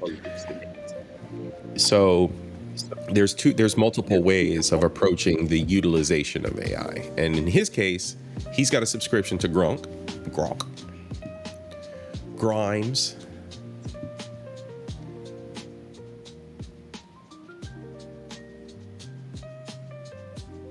Give me 1 second. It's the screen. My screens. I got a million different screens. I'm trying to. Let's do that. There we go. All right, I can see now. All right, so let's see here. I'm John, and I'm currently on YouTube live streaming with my homeboy. Can I call you Carol? I don't have an official name for you. So what the AI responded with is that he can totally call her Carol, Carol. I'm cool with that. And it's great to hang out and chat. If there's anything specific you want to talk about, let's go. So now he can utilize the AI. He's basically familiarized it and personalized the relationship, his relationship with it. And now? Absolutely. And one of the things about it is that that's one of the things I try to do when I'm teaching them about the AI and these large language models. Talk to it as if you're talking to somebody that you're having a business meeting with and you're trying to get a personal relationship with at the time that you're speaking with them. So give it a framework to be able to understand that this conversation that you're having is to be able to dig into their brain and get the answers that you're wanting to get from them. So as of this point, since I've established a relationship with the AI, I've basically named the AI. Now the framework of the AI basically looks at it is that we're two people just having a chat. And basically she knows that based on the fact that I've given her an identity and that I've put her in a framework to where she knows what I'm doing, it allows the large language model to now tailor the conversation into, okay, how can I help you based on the fact that you're having a conversation with someone on a YouTube live stream. So now what I'm going to go into and I'm going to dive into is I'm going to tell the AI basically what I'm doing in this conversation. So therefore she can start framing a mindset to say, okay, let me pull from these areas that I see that are keywords in his conversation that are going to allow me to be able to help him in the best way possible. So yes, let me go ahead and prompt it to be able to do what I need to do. You handle business You can on your continue, side. CIP. I'm listening while I'm typing. Yes. You handle business on your side. I'm gonna talk to the crowd. Siri popped up. So Siri, I want to let you know, and I wanted Green Beans to know, I just modded you guys up. So feel free to drop any links if you need to. Network. Please understand how I think most people understand how modding works. If you don't, you can click on other content creators' names and you can go to their channel to subscribe to them as well. And that's for the folks that come over here. I want everybody to know out there, when you come over to Culture Invasion, until I get to about 1,000 subs and I'm monetized, I'm going to allow all of us in the community to be a mod. If you have a channel or you want to network with other people around the YouTube space, feel free to come over, familiarize yourself. I'd love to meet you. Once we are cool and everything is legit, I will be more than happy to mod you up so that you can network and be a part of this great community as well. We got besties over here from Messy Michon. We got Squad from Theo Coop. We got villagers from FDNHT. We got folks from all corners of YouTube. And that's what makes being an invader over here at Culture Invasion great. So please hit the like, subscribe, and again, join in the chat. Siri, we will be doing more of these. That is the goal. At the very least, one a month. At the very least, as our schedules provide. My schedule's opened up considerably lately, so that's a good thing. I'll be able to coordinate with JP as well as other content creators who are tech nerds. Like we're here. We're all here together. We have this wonderful platform to network and work together. I've got plenty of friends that I will be bringing and colleagues I'll be bringing along for the ride. I've already reached out to them. They already know. So look forward to that. Sis, see, she said my voice keeps going up and down. I've been having mic issues, sis, so forgive me. I got a solution for that Saturday. We're going to get this, the whole mic situation and technical issues that I've had over the past couple years. I think we're going to get them resolved on Saturday. So thank you, sis, for letting me know. I think it's the mic itself, because as I talk with my hands, if my hands go in front of my face, it messes up the mic. That might be what it is. Maybe I'll invest in a new mic one day. I don't know. I like this mic, though, so. All right, what else we got? Let's see. Let's talk about Chels. You and Trent must be something in the water with the mic issues. It's the tether mic issues. Leave us alone. I don't have the Wi-Fi issues, though. I don't got the Wi-Fi issues he's got. What else? I thought I saw another question. Together, did you have a question? Culture Invasion, all these apps with fees. I need a fee waiver. Oh, you know what? You can use the AIs for free at first. So take advantage of that. You'll get a few questions in. You'll be able to run a few discussions with it, and then it'll cut you off kind of thing. But thank you. I have a website about AI. I just started it. Oh, sweet. Folks, Siri just dropped a link in the chat.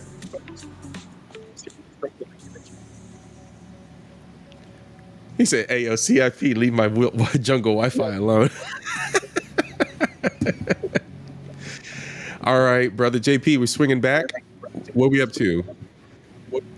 Yeah, you see it's thinking right now. It's giving me a model of everything that I just asked it. So you're welcome to go ahead and I'll let it do its thing as far as it's going in and thinking. But You asked the initial question, promoting the tech sector. Here's the question. So she's still spinning up answers, right? Yes. So okay. there's the question that I asked her right here, so you can read that out to the crowd.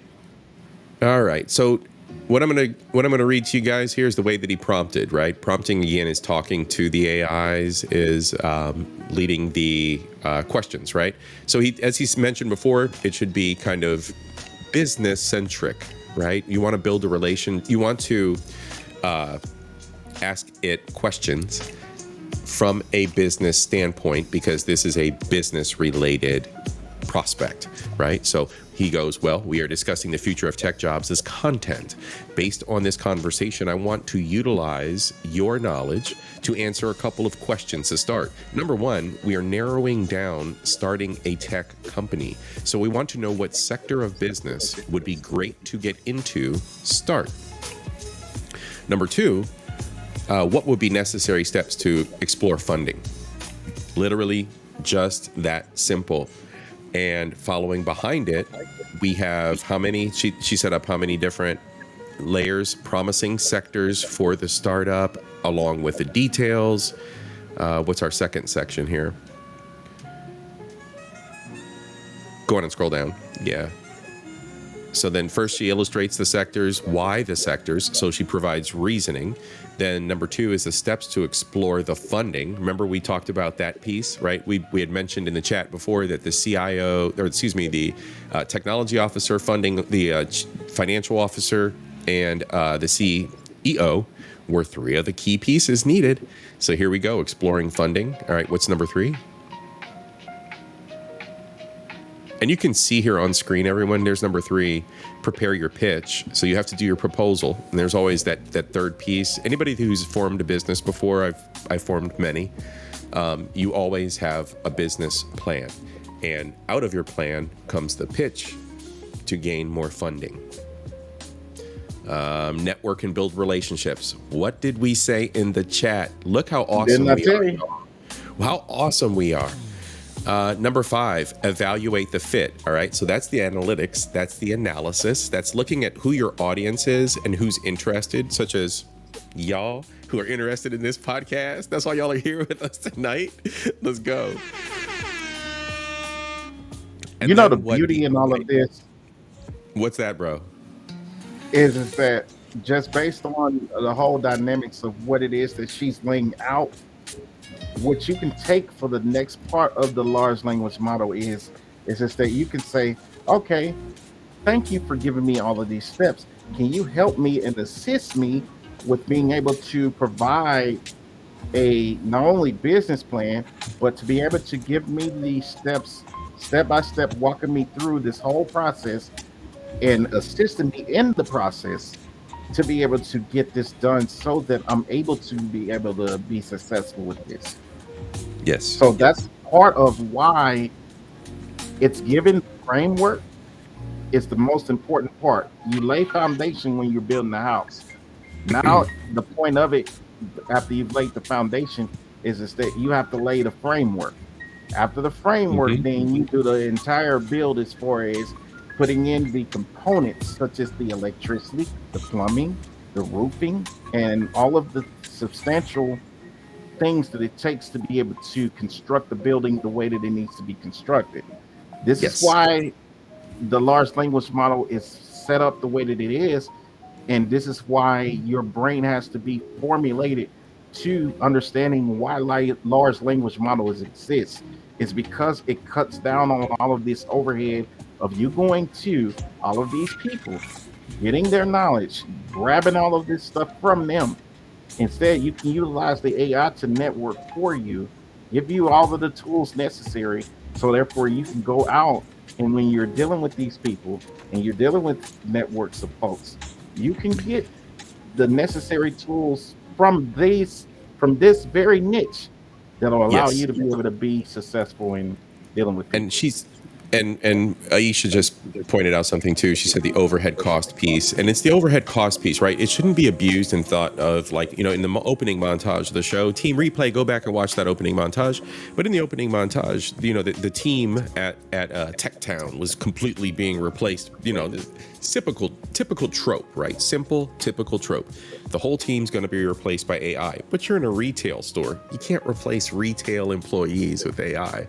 So, you have this, we have to have a respect for how we're leveraging it. Ethics aside, we have to have that respect for how we're leveraging it, because we can still hit a point of fatigue. Because right now businesses are starting to experience that. They're thinking that they had this great amount of savings and this great amount of overhead savings and whatnot, when in fact it wasn't quite the reality, and they're wasting more money because the time that they've invested in AI at this juncture, at this point, isn't worth what they lost in employees in some cases. So, they're having to solve for problems that didn't exist when they had people in the physical place, right? Now you've created AI that can't solve for all the problems that humans were handling. That kind of scenario, right? So it should be respected, even though it definitely should be used to reduce that overhead cost. That is one of the key things you can leverage with AI. The beauty of this stream and just what we're doing at this point, because of what the first part of this large language model has allowed us to do, such as when you're looking at it with step one, we're now narrowing down promising sectors of tech startup. We can all utilize this time with this information that we're provided to be able to become a think tank. Yes. Amongst each other. Absolutely. Amongst each other. And that's the way that these kind of communities form, especially those of us who. So there was an episode that I did earlier, and I don't know if you caught it or not, JP, but I did an episode on. Let me go back and rewind make sure I'm talking about the right one. All right. So I started out talking about humans and no one cares, and the fact that a lot of times there's the tedium of human interaction, right? And the fact that, so I'm going to use this example. I'm at work, and in the middle of a meeting, someone goes, "Oh, ha ha ha, my dog just did a backflip." And I'm like, we were just working on this big initiative that takes 5 weeks to get done, and 15 different teams and 23 different tasks for 23 different people and their colleagues to verify, to make sure that everything's in alignment. I don't give a fuck about your dog. I don't give a fuck about your dog. Moment. And the thing is, like, these even beyond just being an ADHD moment, people waste time. The most precious resource isn't literally money, said it's time. Every day. It's not money, it's time, because time generates the money. And you're sitting here wasting time decorating your life, embellishing us with stories of bullshit. You're wasting time and money. We don't care. These are things that the moving mind that wants to be productive doesn't dwell on. No, it's so irrelevant, because we literally do this to where I talked about this, and you can attest to this, being in the culture, that it is so damning to our mindsets as people that are problem solvers, to really look at the dynamics of how much time our people waste, how so much of us are in realms of arrested development. Yes. Creek, how are you, sis? They literally sit and take these dynamics of, well, I'm better than you when it comes to battle rapping, or I watched this show and this show is so great, and I think it's just the greatest thing that's since sliced bread, and you should watch it too. So basically, you're telling me, as somebody that has a mind frame to do these tasks that I'm showing you within this podcast, to take time to waste 2 hours. We've been on and rocking for 2 hours and 14 minutes. Yeah. And being And productive being about productive. our discussion. Right. But yet, you're telling me to watch a movie, TV show, to binge it within 3 to 4, 5, 6 hours, or whatever it takes to finish it, and then have a discussion on it that has not only made money, not made change within society, has caused no innovation, and has Absolutely. not moved the needle forward for any level of progression. I was studying ITIL, ITIL, which is the Internet Technology Infrastructure Library. I'm gonna waste your damn time all the time, Aisha. ITIL, right? I was studying ITIL while people were watching Game of Thrones, and when my mind wasn't on ITIL, I was playing Skyrim. What you know about GOT, man? That was nothing. I know nothing about GOT because I was GOT studying. is the shit. See, but that my mind was on the grind. I was studying. Everybody's watching, and I'm like, I don't care. That's another conversation we can have. A GOT conversation, man. And I promise you, I will change you into a whole other person because of a GOT conversation. I've been wanting to chase I Game can of Thrones. guarantee it. Yeah, Yes, man.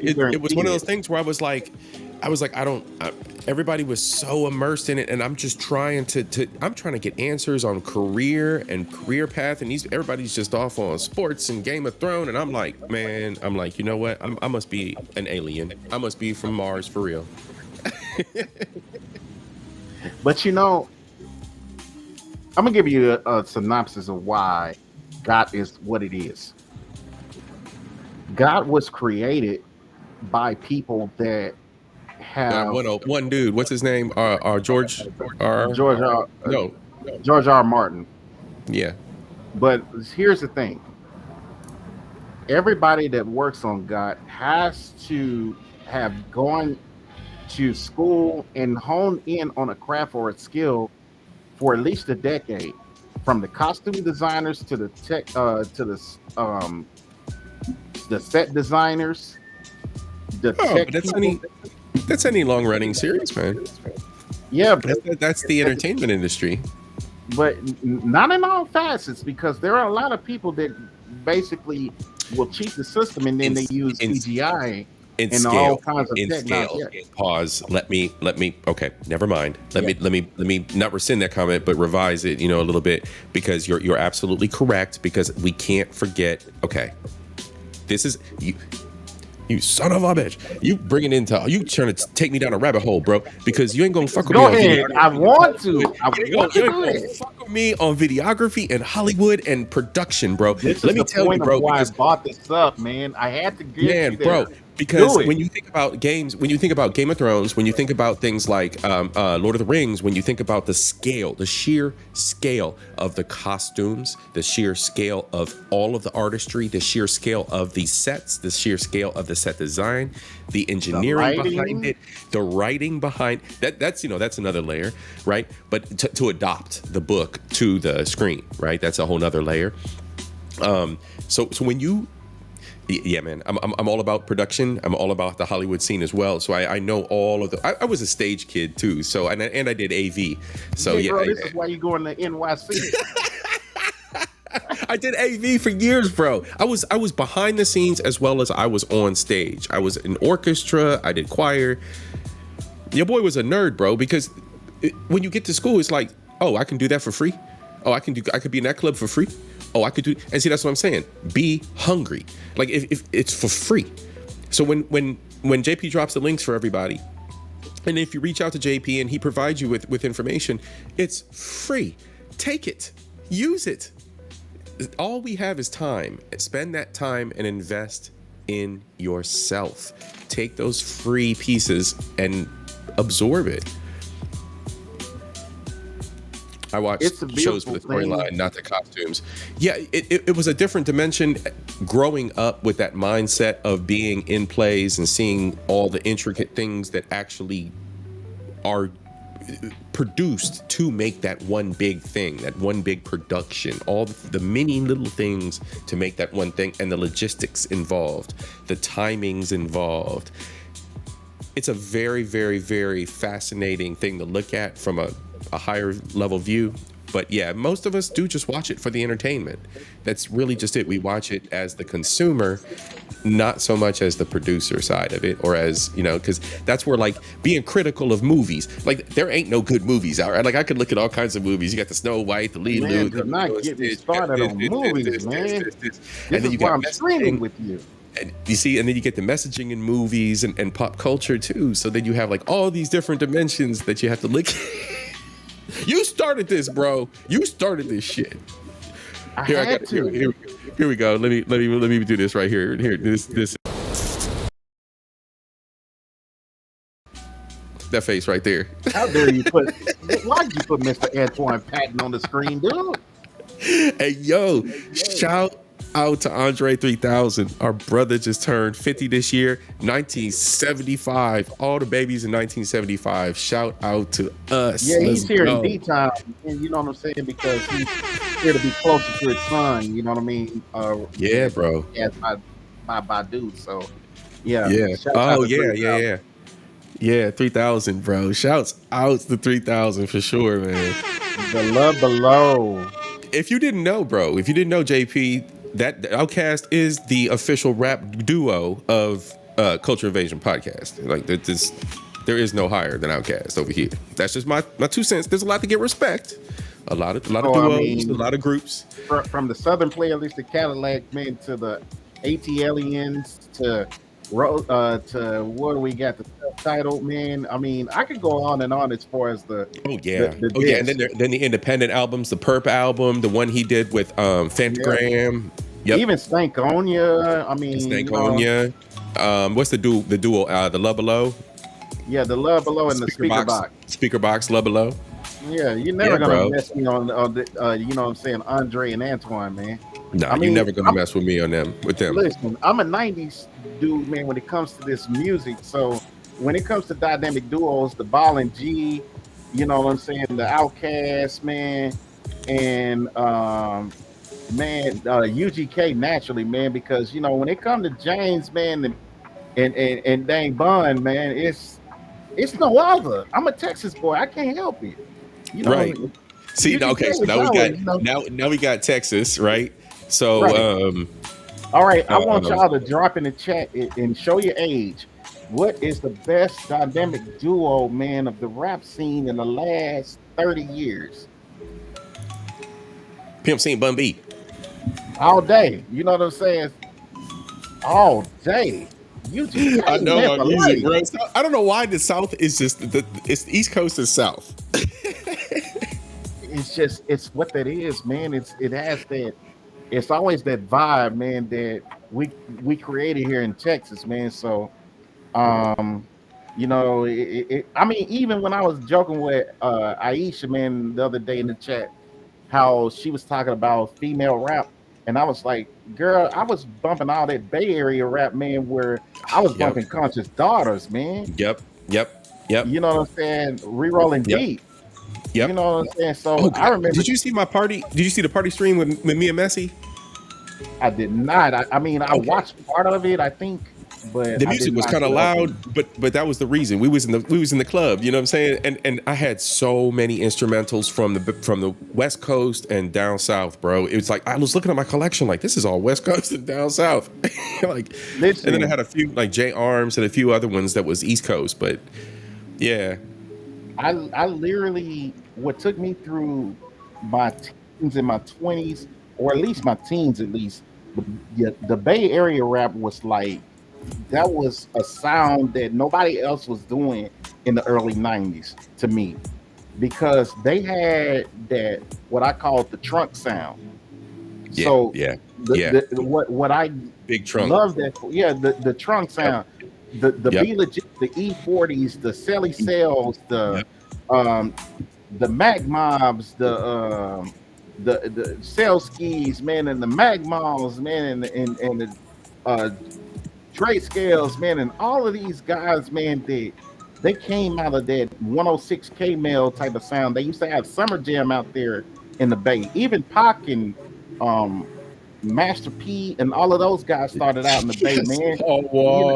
Right. The guys, man, they were Vallejo, Richmond, you know what I'm saying? All of these little deals up there, man, where they were West Coast Productions, and you know what I'm saying. All of these guys were coming out with that. Mac Dre. Yeah. Yeah. See, there you Mac go. Dre. See, There we go. There we go, See? Siri. I forgot about Mac Dre. Yep. So all of these guys were like literally.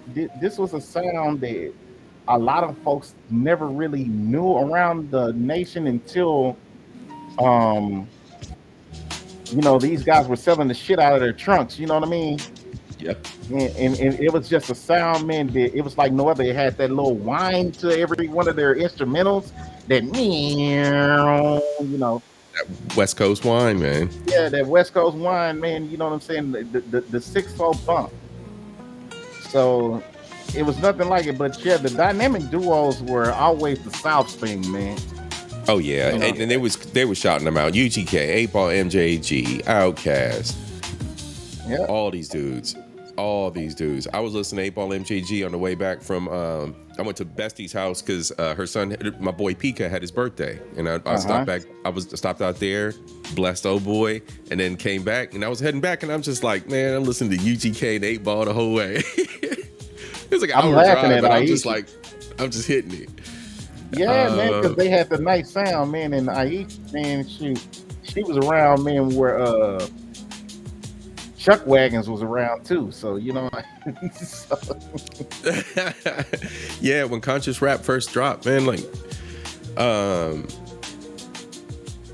it was political, man. Oh God, like, it was real political. I'm trying to think back. There was one group. I mean, if you just want to, because the East Coast started it, as far as the politicalness, where it just, with the Public Enemies, and then even just KRS-One, and then all of these guys that basically gave you a framework of saying this was what was going on in our neighborhoods, and we need y'all there at the government to stop allowing this shit to go on. And a lot of people, especially the older people, and that's why I laugh at older people now, is they tend to want to smear the young people, and I'm like, they gotta have a voice eventually. Why are we trying to denigrate what voice they're trying to come out with? Let them rock, because I wanted people that were older than me to let me rock with the stuff that I was listening to. You know, my dad would come into my room and he'd be like, "What you doing, bumping that rap shit?" Right. And I'd be like, "Man, you don't even know what I'm really listening to. Like, you're not even trying to hone into it." Nope. He could care less. It wasn't until I got out of my father's home. Well, my parents divorced, and then my mother took an interest listening, and then it was like, oh, okay, well, they're not cussing so much. They're talking about something different. And I'm like, I told you, husband. I was trying to tell you, husband. Right. Like, I'm trying to give you some game. Like, it's not that these trying to put you on this American culture. I don't got to live just in the island. Right. I mean, Scarface, you know what I'm saying? Shouts out to the Ghetto Boys. Scarface for sure. Yeah, there was a movie called South Central back in the 90s. And yeah. Scarface laid down a track called Street Life on the South Central soundtrack. Yeah. And there's one verse that I always relate to that he always says, and he says, the OGs say that it's going to be greater later. Well, I be goddamn, I got to get my shit now because I ain't got shit in my refrigerator. How real can you get other than just putting the dynamic down of telling people, hey, my situation is so dire to where I got a mom that's on drugs, strung out, fucking a different dude every night, and I ain't got nothing to eat.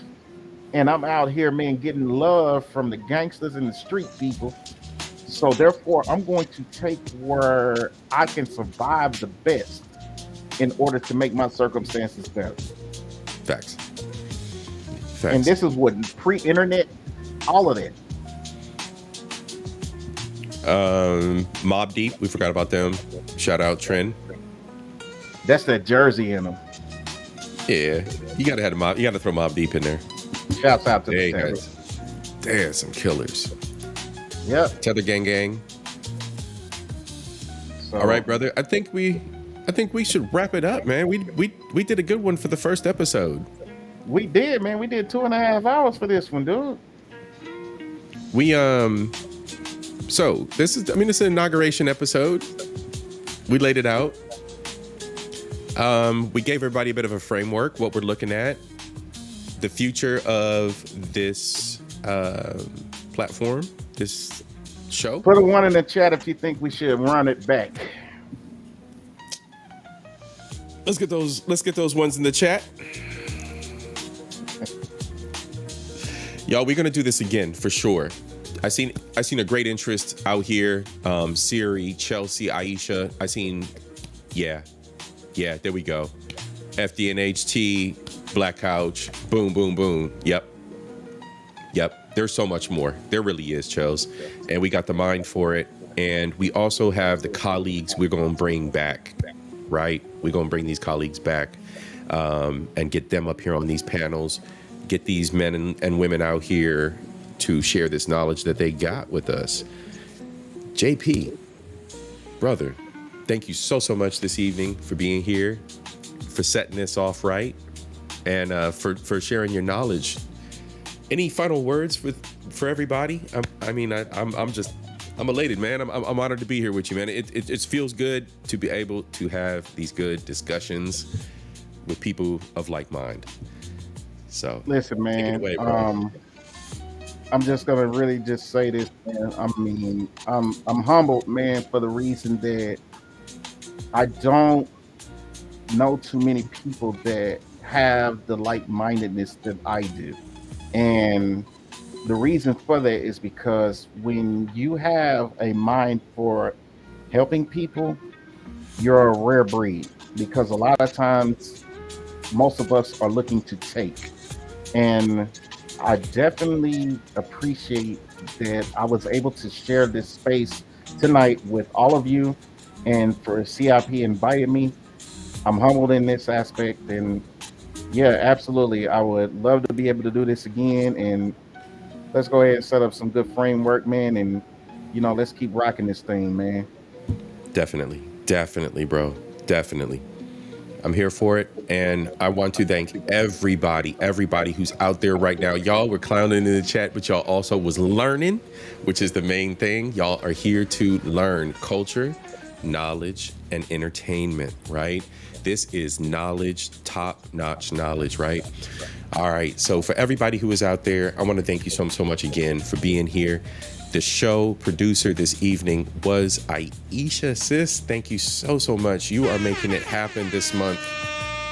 You are making it happen this month for your boy. You are definitely the top producer. Messy, Mixed Chick, y'all are awesome. I really appreciate my co-producers. Man, what I told you about giving Messi some credit, man. You're going to learn about this shit. You know what? Hold on. Let's pause for a moment. Hold on a moment. I got something for you. Before we close out, y'all, I got something. I seen this earlier. The heat you gave Messi. Y'all are going to love this. Hold on. We not done. Hold on. That's a brown roach. All right. And her hair is brown. She's out here trying to flex. This was a good one. Oh, my God. For TikTok.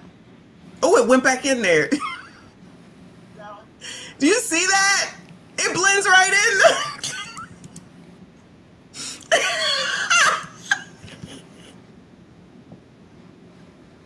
Right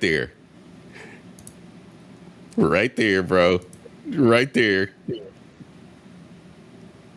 That's you, bro. Unsubscribe. Goodbye, ma'am. That's not my fault. What are you talking about? That's all you, bro. Site. It's their fault, not mine. This is the woman for. When I seen that roach crawl out of that, oh my God. It crawled out the woman's hair, y'all. I'm glad we closed out on this one, y'all. I'm gonna rewind this back, y'all. We just go watch this. This was crazy. Ew, brother. Ew. Yes, Death Reaper. Oh, That's a brown this is roach. nasty. Let's and go. her hair is brown. Fuck, it was nasty. She's out here trying to flex for. Oh my God, for TikTok. Oh, it went back in Why'd there. you do this to me, bro? Do you see that? It blends right in. Yeah. It's You're not my fucked up, fault. What are you man. talking about? Blame it's on site. It's their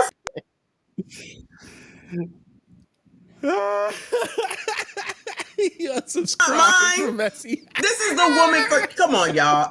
I must, man. I'm SYCBM. sick of her ass, man. SYCBM. She's the Anybody worst. Bueller? Messy's the Bueller. worst. I love her. Rebirth. You gotta Oh love her. no. She got all them nice tattoos. She got nice Shout natural. out to Miss Sean live. You suck. So did Earl claim that one? Did Earl claim her? Earl always is claiming, dog. Earl always claiming them. Earl is in the toilet, man. Earl is egregious. Earl's in the toilet, man. Oh my God. face hurts. Earl is egregious. Earl is egregious. Earl's the worst, man. I swear to God. I'm like, oh man, I can't even talk to him. Oh, sis is still out here. Oh, big sis, I'm so glad you're still listening in. She's still ear hustling. Y'all, to the cloud watchers, please be sure that y'all hit the like. I wish everybody Ninja watchers. Ninja watchers. I wish all y'all a good evening. Please stay blessed. Please big up yourselves, love one another, and seek knowledge. All right. As always, I close out on my little ditty, right? No ditty. So let's run it, right? Nothing is true. You say what now? Get y'all ass some sleep. Get y'all ass some sleep. Get some rest. Get some water in your system. Stop drinking that Hennessy. Nothing is true, y'all. Fucking Earl, man. Everything is permitted. Seek knowledge and evolve, my friends. All right. The world around us is not absolute. The reality that you create is subjective to what you choose to explore in this world. What you limit yourself to and experience is your own responsibility. Choose wisely. Peace. Everyone have a wonderful, wonderful night. Yeah, and fuck Earl. Have a good one, bro. All right, man. It's been a pleasure, man. Y'all be good. Peace. Peace.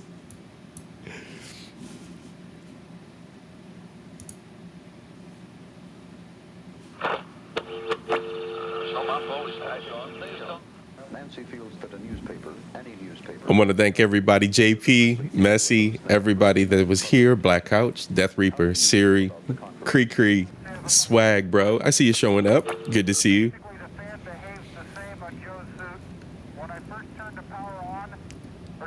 Chels, Aisha, show producer. Y'all have a wonderful, wonderful night.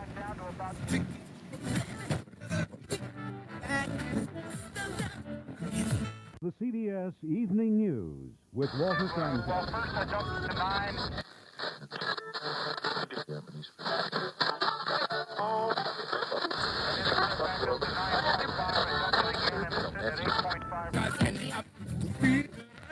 It was a provoking challenge, and nowhere did the challenge provoke more averaging